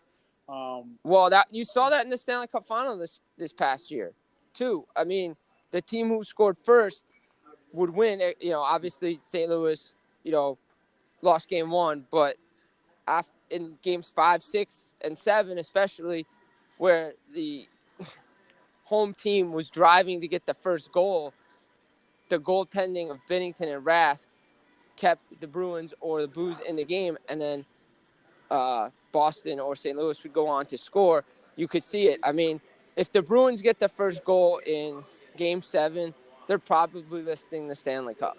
Yes, and I was thinking of it as a ping pong tournament. It was any bounce that could go any other person's way, and if one of the goaltenders could stop a puck from going in on one redirect or another rebound or another shot on net. And Binnington on that last game, I was like, he's too zoned in. There's almost no way in this good earth that he lets it up, and he was too zoned in for me to count him out. And I tip my caps off to the Blues, who handed us a big, huge loss in the regular season. They were the better team, obviously, but I was very upset. It was just so lopsided that the game was over in the first period. Yeah. The Blues, they found their mojo this year, and it's going to be interesting to see.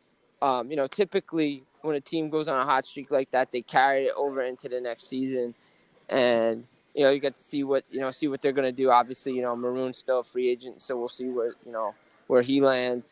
But I liked what he brought to that team. Again, just to, we're talking about the Devils, but just to bring up the Bruins, they have a shorter off season now too. And, how is, Coach Cassidy going to bring his team and get his team focused after such a disappointing loss on home ice, which was something that, Pat Burns, the late great Pat Burns, talked about to the Devils teams in 2003 when they played Anaheim, when they had to come home for Game 7 on home ice. He talked about prior to the game, hey, this is a home ice, this is our home fans, we don't want to let them down. Let's come out and, play strong hockey here. And, again, maybe the bias here, I thought Brodeur or Friesen or a Devil should have won a Conn Smythe Trophy that year. But yes, we digress. Absolutely.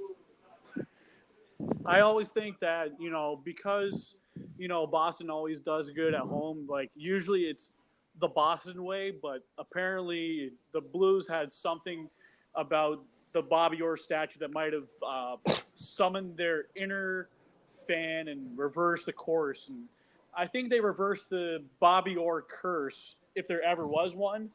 I just think it's dead by now, because we know in the past, and Boston Bruins have been lucky to, win a Stanley Cup, especially for those Red Sox fans listening.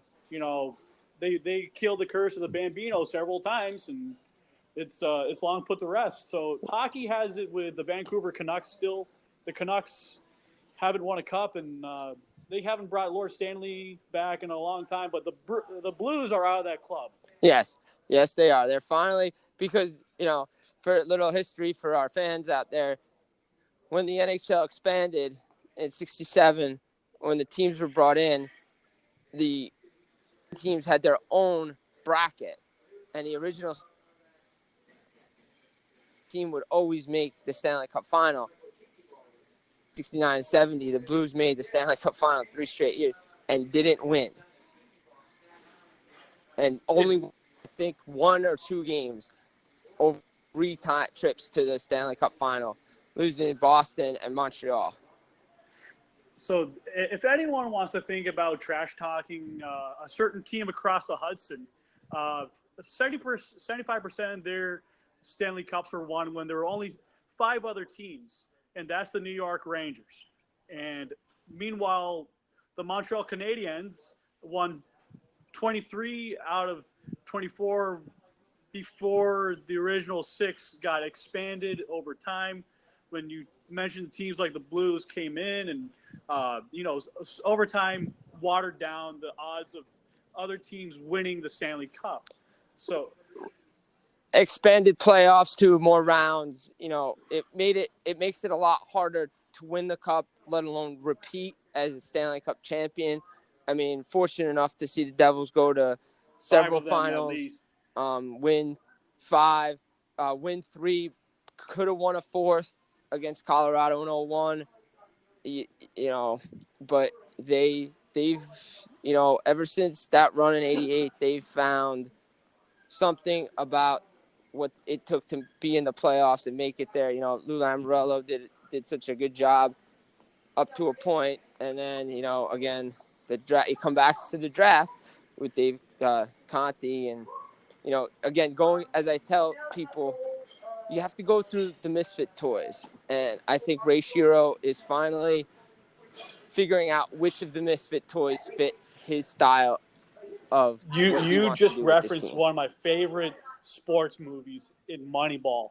Nowadays, I call it Money Yes. Puck because we are in the Money Puck era where Tyler Dello is one of those special hockey analytics guys who's going to be one of those special key pieces. People forget these nerds behind the closed doors are actually the guys that help you hire the jocks. And the jocks are the ones getting paid Yes. to make the money and paid to make the big plays.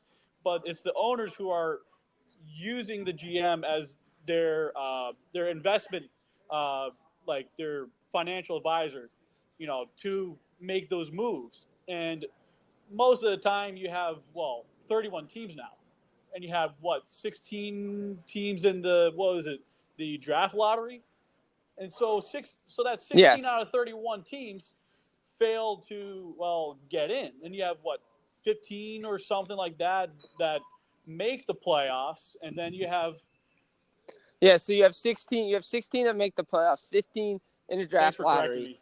and no problem. And I was just doing the math in my head real quick, and soon you're gonna have 16 and 16, and you hear, Pierre LeBrun and others bring up the point about expanded playoffs. As much as we love the wild card in baseball, it's great. A one-game playoff is great. In hockey, it's different. Your body is just takes a toll that baseball doesn't. It's like football; they have their wild card, but it's one game. Hockey, it's different, and I like the fact that 16 teams make the playoffs. The regular season matters, and I don't want to have.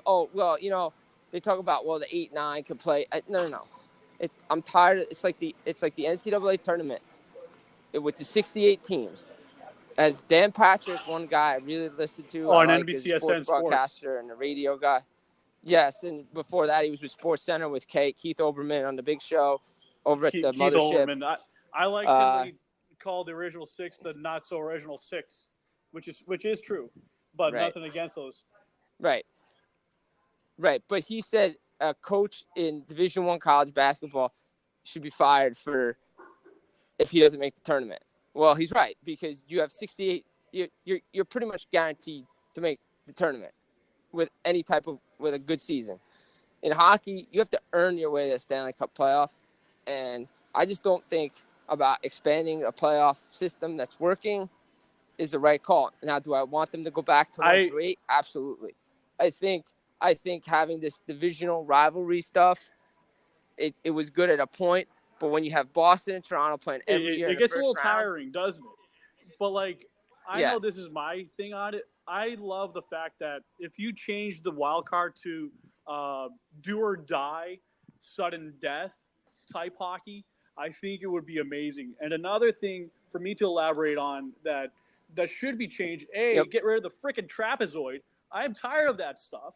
I watch the youth kids, even my step-nephew, Joey Rocco Bouchard, who plays for Tilton, the Rams in New Hampshire.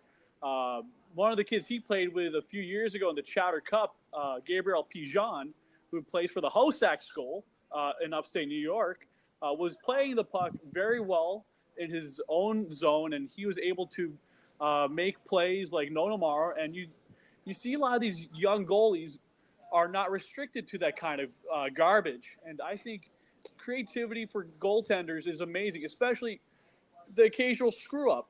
Like we saw on the Clarkson goal, you need a steady diet of those.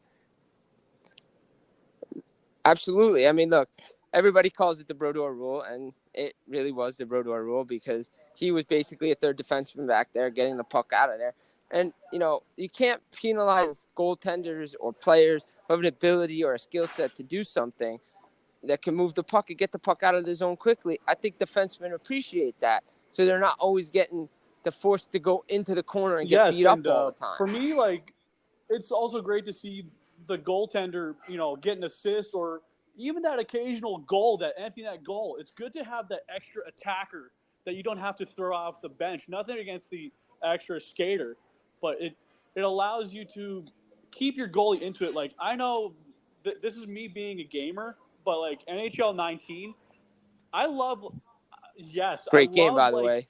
even though you have the trapezoid, I still play the puck when someone dumps it, and I just get out of my freaking crease, and I go behind there. I play the puck, and I try and make a pass to a guy, or I try and shoot it to get people out of the zone and clear it out.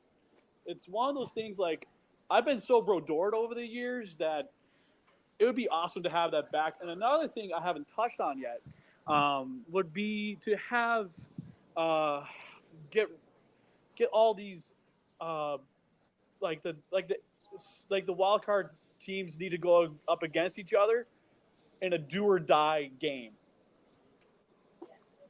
That would be interesting. I think that would make it. I think it would make it more interesting.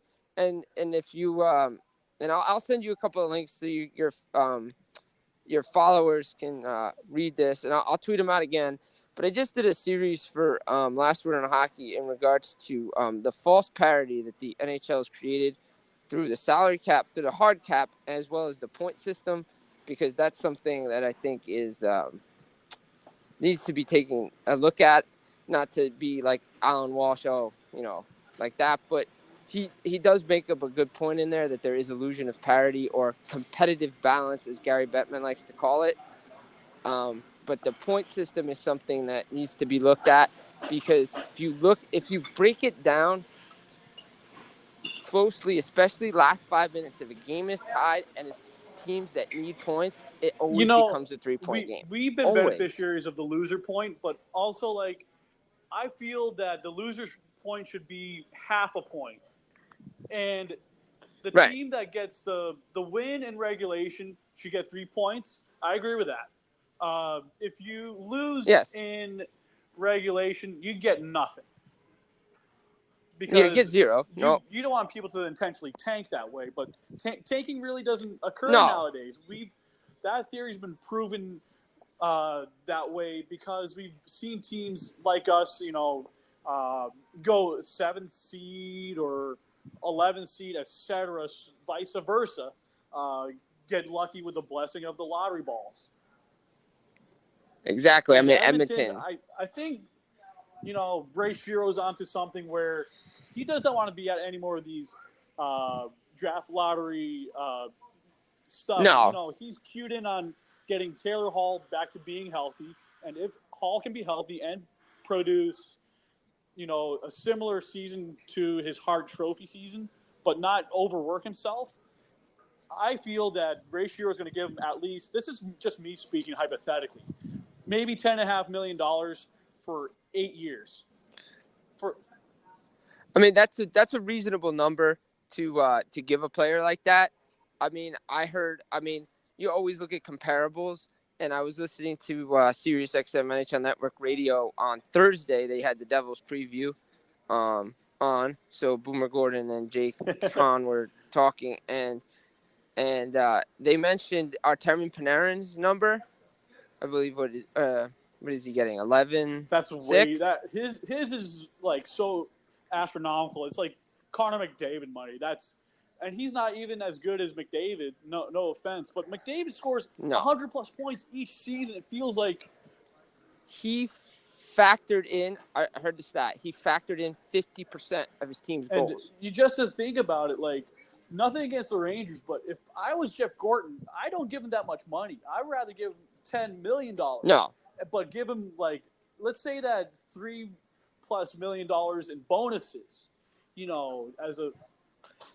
That's fair. That's totally fair. I mean, your lockout protection signing bonus now.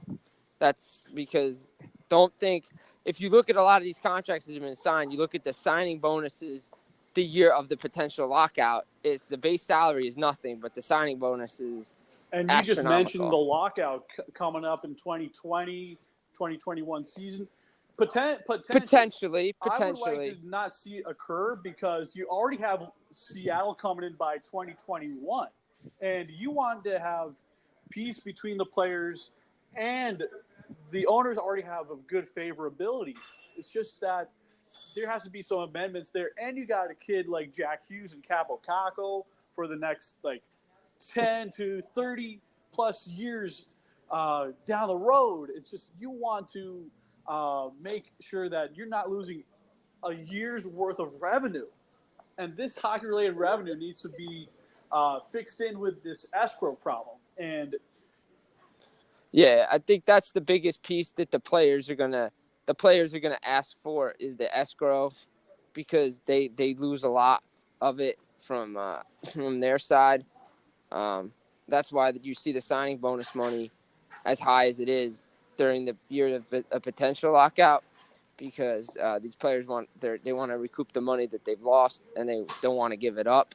I think there is labor peace. Just from reading little bits and pieces, it's not too publicized. Both sides are meeting, and another topic is going to be whether or not the players go to the Olympics. yes, It's another World Cup in 2021. I mean, look, I enjoyed the last Olympics with the amateurs playing, and the only professional team was Russia. I really did enjoy it. I thought it was honestly fun. do want to see the Olympics for the NHL, especially you have Beijing, and I know I mentioned the Devils Lunar New Year game, and you have the Chinese television, national television, putting hockey out there. You got to remember that Alexander Ovechkin just went over to China to be the ambassador for the game, and he's an excellent example of a player who comes from not too far from China, but from Russia, and Russia is a big border sharer with China and other neighboring countries. That you already have a team like the Kunlun Dragon, who I believe they moved to either Beijing or Shanghai, and I actually was interested in that because I believe it was Wojtek Wolski, a former Polish Canadian who played for the Avalanche and the Rangers, went over to play for that team, and I actually follow him on Instagram. And it's great to see that China is getting exposure to hockey from the KHL. I think it's only a matter of time before they do preseason games with a KHL team in China and get more fans exposed to it. Like I mentioned in an article I contributed for Pucks and Pitchforks called Marketing New Jersey Devils Hockey Abroad in China. And we all know a lot of people use their phones to begin with, but if you know someone who speaks Mandarin and Cantonese, they use WeChat and they use that as their social media. I think the Devils, with Chris Westcott, should hire someone who can speak and write in Mandarin and Cantonese and get Devils literature and the gospel of the team there, because if you can establish a brand early and often, like you do here in the States, it's going to be a matter of time before you get fans going into the Mulberry Commons in Newark or eating at Mercado Tomato Pie. And maybe there's going to be some sort of investment made between the two sides. Yeah, I mean, look, like you hit the nail on the head. Just getting there first, being there first. And I read another article, I think it was Yahoo who put it out there, that maybe the NHL looks to switch hockey to summer games and have it there. Because what is it? Who has it? It's 2020 is in – where's 2020 this year? Or next year? It's summer games next year, right? It's something along the lines of 2020. And right. So they're thinking of maybe having they want to maybe push to have the games and not wait till 2022. And, that it might be actually a good idea. That way they don't have to stop their season. It's the off season for the players anyway. So that could be a good idea. I know the big thing from the league side is they don't want to halt games. And I agree that to a point. But I also think that if they do reinstate the World Cup, I think it would be good to have it when they have the All-Star game, because the All-Star game for hockey is just a little entertainment, but it's nothing special. It's right. kind of like falling more below than what the All-Star game in baseball has, where it's just, change a pitcher, he's done, and this and that, and it's not very exciting. I think the World Cup of hockey, if you have teams like Czech Republic and all of them, like Team Europe, and then you have, let's say, a Team Russia, because there's a west and an east part of Russia. The west belongs to the European side. The eastern side of Russia belongs to the Asian part. And then, you want to have those teams from those neighboring countries might be eligible to play if they want to form an Eastern Continental umbrella. So you have this chemistry of maybe if you have some kid who's from Japan, who's learning to play the game, or they're really good at their level and they want to play with the big guys. Who knows if you have really good exposure? You definitely could. And if you have this World Cup of hockey back, as much as we fell in love with Team North America and Team Europe, that was cool. I'd like to get it back to a real World Cup of hockey with, all the, with 8 nations, because the Czech Republic has good hockey. Slovenia is coming along. Slovakia's got something that look at Finland on the world stage right Finland now. And Sweden is one of those games that I will watch for U18 or even the Olympic part of it. I will watch because at least I know those two have that Devils Rangers type intensity when those kids know each other since they were probably mites on ice. It's yes. To use that analogy, it's one of those things. Like I remember when I went to Columbia High School in Maplewood, New Jersey, and you have a team on their schedule, like let's say Seton Hall Preparatory. Seton Hall Preparatory, is your biggest enemy, local enemy number one, and you want to have it televised, kind of like in a hockey sense for like these international games. You have, like for instance, China versus Japan, and then you have China versus other neighboring countries like Russia. You get more eyeballs interested. And we got to promote not just the NHL games, but also the international games on every platform, whether it's college basketball, college football, you name it. You got to press it hard where the biggest eyeballs are watching, even in the Super Bowl of all places. You have to. Of course, yeah. You have to have your sport. You have to have your sport out there, and you have to have the right advertising and the right crew and the right marketing to do this. And it's funny, all the years the Devils. The one year I like their slogan. It's called Jersey's Team, and I still have it, that bumper sticker still, or the window decal on my car. I've never gotten rid of it because it's true. It really is Jersey's Team, and they're the only team left in New Jersey that is a New Jersey team. Rutgers and Princeton. Right. And right. But the only major, obviously the Red Bulls are there, but they're not in New Jersey. Right. They're New York Red Bulls. They're a professional team that has New Jersey in it.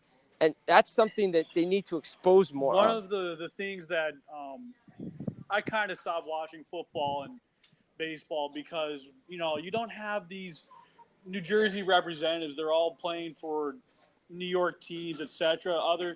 I feel bad that, I remember Scott Boras for baseball wanted to move the Tampa Bay Rays to New Jersey, but there was how are you going to get this and that, and how are you going to draw fans?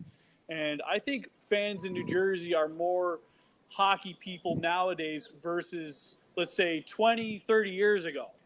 And New Jersey's become a hockey state more than anything if you compare it to the last 30 years. Thanks to the Devils, like David Clarkson in the past, he helped bring hockey to Newark.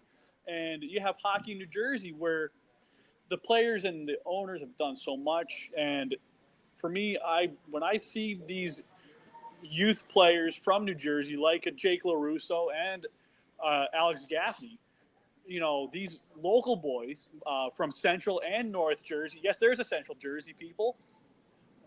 Yes, there is. I mean, as much as people debate, there is a Central Jersey, though those from the North and the South just say it's South and North Jersey, but there is a Central Jersey. And one of the kids one of the kids up here in North Jersey from Montclair, Remy Parker, going over to Maine to play college hockey this year. He's been a stud. So, again, you get more and more exposure from the guys that have been in New Jersey, who played hockey in New Jersey. And the best thing that the Devils did was to bring a guy like Kyle Palmieri back home to New Jersey. And now, and it's reinvigorated his game, and he's gotten more kids involved. And that's what you need to see. And that, it's just, it's steps. But again, New Jersey is a great hockey state. It's produced a lot of good John NHLers. Carlson may be born in Mass like I was, but he was brought over as a young kid to play in New Jersey, and he himself is, in the metro area with the Capitals. Of course, I still call him a division rival, but what they are, they're still a division rival. I mean, if you go back as far as I go back, a lot of the listeners go back to the Patrick division. The Washington Capitals are a rival. Kind of like when Ken Danico would square up against Scotty Stevens back in the day, and Scotty played for the Capitals. A lot of people forget that, and he was also a St. Louis Blue. And the Devils have a DNA trail of great players that came and then eventually made their mark. And one of the players that I love seeing at Devils games is Ken Danico. He will come out of one of the lounges. He will talk to you. He'll shake your hand. He'll sign an autograph. Yes. And he's Mr. Devil. He's Mr. Devil. He's been with the team since he was drafted by the team. He's Mr. Devil, and that's who he is. And a guy that I remember watching, who's turned out to be a great assistant coach, Kirk Muller. Always liked him. John McClain, who's I believe with Rick Tockett's staff over in Arizona. He wasn't too good in New Jersey, though. I hate to break it to him. No, I mean I don't think he was given a fair chance either. But again, some guys, you make the football analogy. Some guys are better coordinators or assistant coaches than they are. I think if as the some head people guy. are more tactical, they're not necessarily meant to be in head coach DNA. They just have that. Like Alain Nasreddine, I know over the years he's been given the chance to become a head coach, but I think one of the reasons that's kept him in New Jersey is that he loves doing setting up the players in different areas of formations, and then you have someone like Jeff Ward who left, and then you replace him with Rick Kowalski, which didn't go so well for him this past season. Maybe he does something a little bit better and improves, and if John Hines, Lord forbid, gets fired or moves on, you have to move up the ladder where if it isn't Alain Nasreddine, it might be Kowalski. I'm not going to put that as a rumor. It's just one of those things that maybe Ray Shero saw some potential. Well, that's an interesting subject, John Hines, because, obviously he got his contract extended. But if you think about it, the year they made the playoffs, the 17-18 season, that was big for him because they needed to get off to a good start, and they did. But if it went poorly, would Shero have pulled the trigger and replaced him? Because it's they have a system. They talk fast, about attacking and supportive, and they need self-starters. And as Hines reiterates, and he did it on the Behind the Glass series when he used some explicit words. I love it. That was great. It's a big season for him because they need to get off to a good start. Shero's put the pieces in place for him to be successful, and he is a good coach. But I've always wondered about the assistants that are there, and maybe bringing a guy back like Scott Stevens who could work with the defense. And I know he's with Minnesota and things, family issues. He said that he's an analyst, but he's such a great hockey mind to have around the team that he could help this young I know defensive this is a core. good segue. I think when you have someone who's a great, excellent Devil legend, it's absolutely ideal to have Marty Brodeur, who's on the business side. I can see him try and finagle his way into getting someone like a Scotty Stevens away from Minnesota, bring him back home or back from NHL Network in this way, and get him back to being a Devil and being able to coach the Devils' defense. And I know a lot of fans, even myself, wanted to see him back on the defensive side. I think his player DNA and his mentality and the way he's so good at breaking down different situations, he absolutely can be a New Jersey Devils defense coach. And he is Absolutely. missing the Devils hockey to begin with. And he's one of the first names that roll off a fan's tongue or an analyst's tongue when you talk about the New Jersey Devils. Yes, 100%, especially in the defense. When you look at it, those great defensive teams that have Niedermeyer, Stevens, Danico, Driver, Chambers, Rafalski, the list goes on. The different pairings that happened when they won the Stanley Cups. But, Stevens, Niedermeyer, Danico are always linked together. And they will always be linked together. And, Stevens is Mr. Yes. Devil defense. And, the way he breaks down footage on NHL Network of all the teams, not just the Devils, but all the teams, is unbelievable. His mind is... He's absolutely detailed, like how a watchmaker in Switzerland can piece together a Patek Philippe watch. If I said that in order correctly, I believe you did. I believe Nico Hischier should be smiling right now since I mentioned a Swiss brand. So I think if Nico Hischier does get a sponsor, it should be a Swiss company during the NHL year where he can make some extra stash of cash in his pocket, even in the worst of times. Yep. But I honestly think this is one of the best interviews this is the first one I've ever done.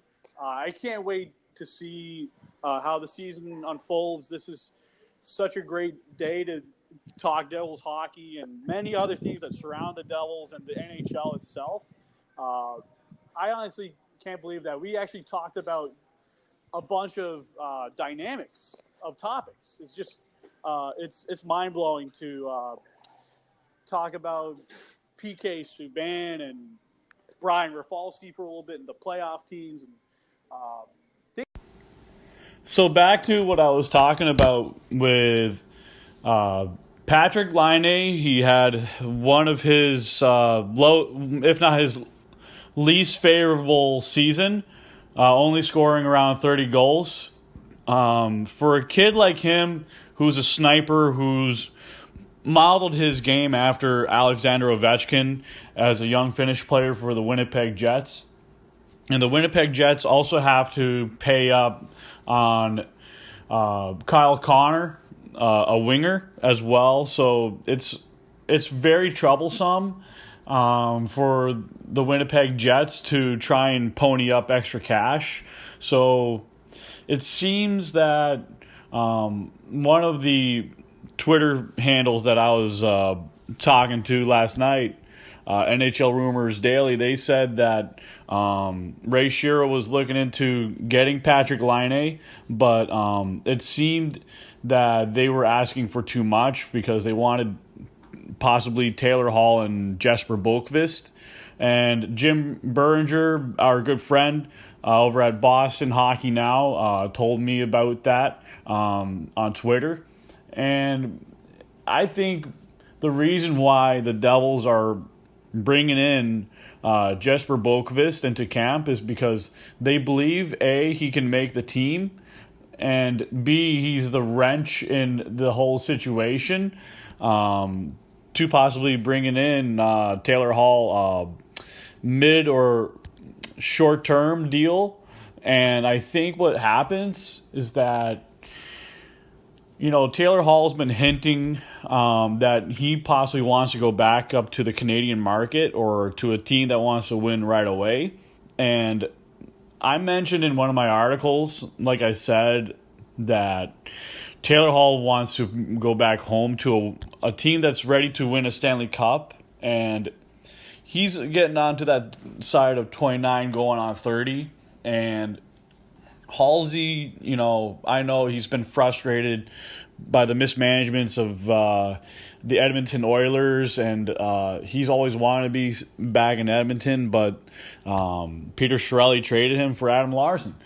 So I can't blame the guy. I know it sounds like I'm moaning and groaning for him, but if you also factor in that Halsey wants to play for a team that can afford his $6 million plus be able to pay him before July 1st. He can get an extension. I think it would be ideal for both parties. Maybe the Devils do get Mitchell Marner. I'm not saying it's going to happen. It's an idea that's been floated around by different people.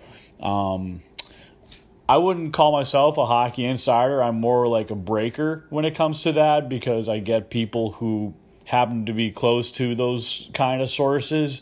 So those are their credibilities. To talk about Patrick Laine, he's one of those guys that I've always liked since his draft year when he came out of Finland. And the Devils, never had that type of sniper until they got Nikita Gusev, and Nikita Gusev was the other option in that Plan B versus Plan A for Patrick Laine. And it seemed that the cost basis for Nikita Gusev was 2 early picks in 2 different drafts over time, so it doesn't hurt the Devils that much. And Nikita Gusev is just one of those guys that, you need to have someone who can really put the puck on net and be able to score more. And the Devils need a guy who can shoot the puck. And Nikita Gusev in the KHL, he can get a lot of assists, but he gets a fair amount of goals too. So I think he's going to translate more into a sniper because you have Jack Hughes as the playmaker with a good shot, and then you have maybe Jesper Bratt on the right wing, and you have Bratt who's more a dangler, and he holds onto the puck more. And I think that would be great for that kind of chemistry on the second line.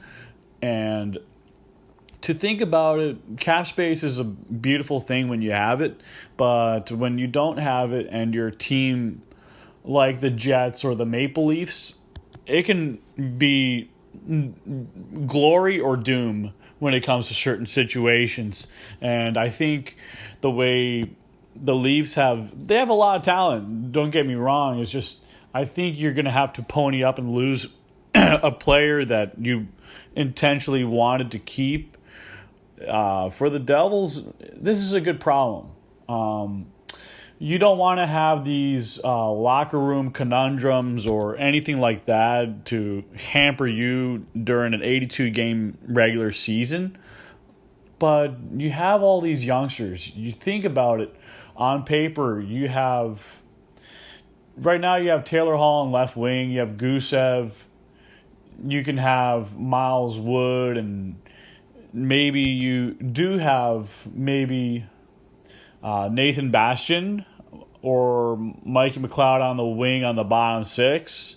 Pavel Zacha is likely the fourth-line center. Maybe Joey Anderson is your bottom 6 right wing.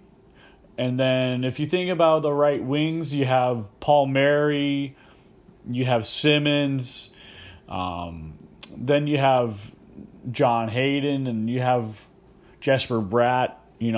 These are all great players to mix in on the right wing. I'm not saying in that particular order, but you can just mix and match depending on how they are chemistry-wise.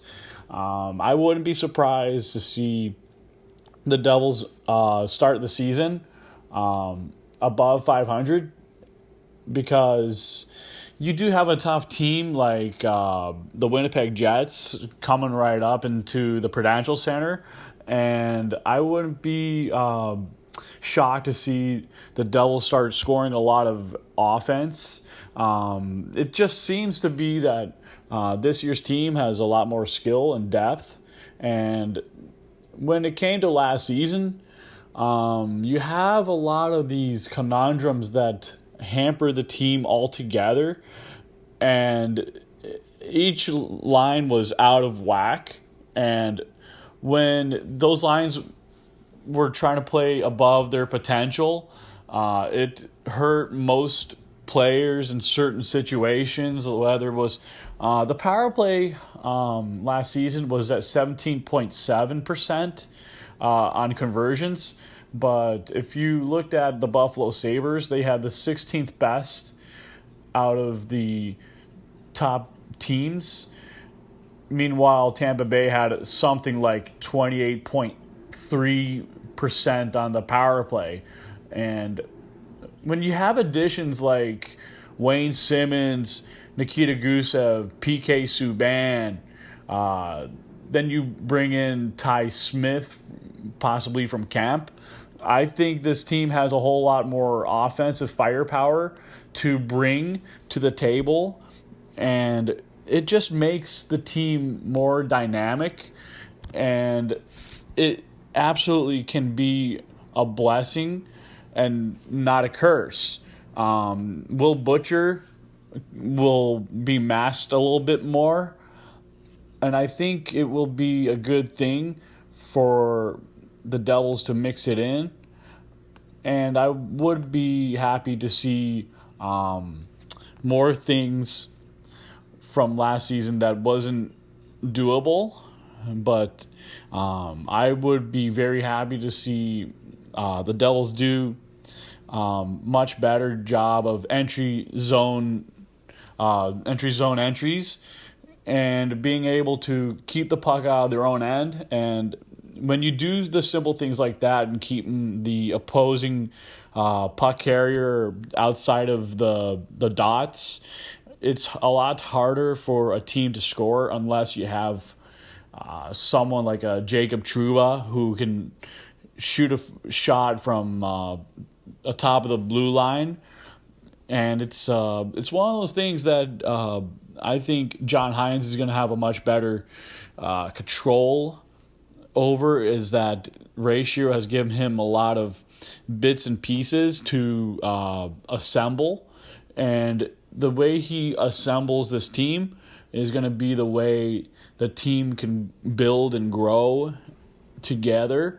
And if they can gel early and on, this team should be able to get somewhere between 96 points and 104 points. So let me give it a more conservative, like 98 points to be exact. You had Montreal and Carolina last year. They snuck into the last two wild cards when they clinched with 96 and 98 points to end the season.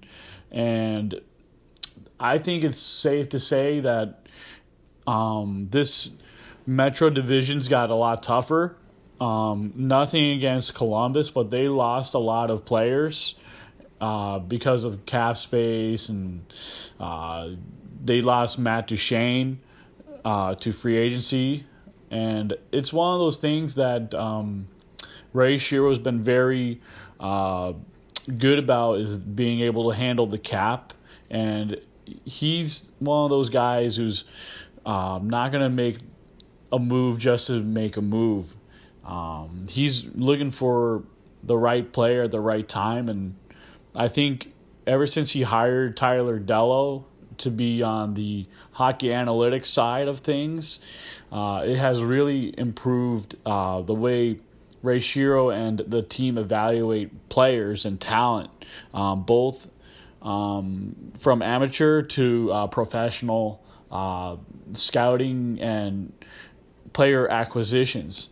And to think about guys like Wayne Simmons, those are the guys that would break my heart many moons ago. But I am happy that a guy like him is on the Devils, because he can do a whole lot against opposing teams. And when that occurs, you have a lot of great things coming your way. And there's so much more to think about with the season upon us. And with preseason, there's a lot of guys like Nathan Bastian, Mikey McLeod. They're all trying to make the roster out of camp, and there's not going to be any easy ins this year. Like last year, where there were some guys that made it because there wasn't a lot of competition, but now there's a lot of competition going into camp, and that's a great thing to have. The podcast you just heard was made using Anchor.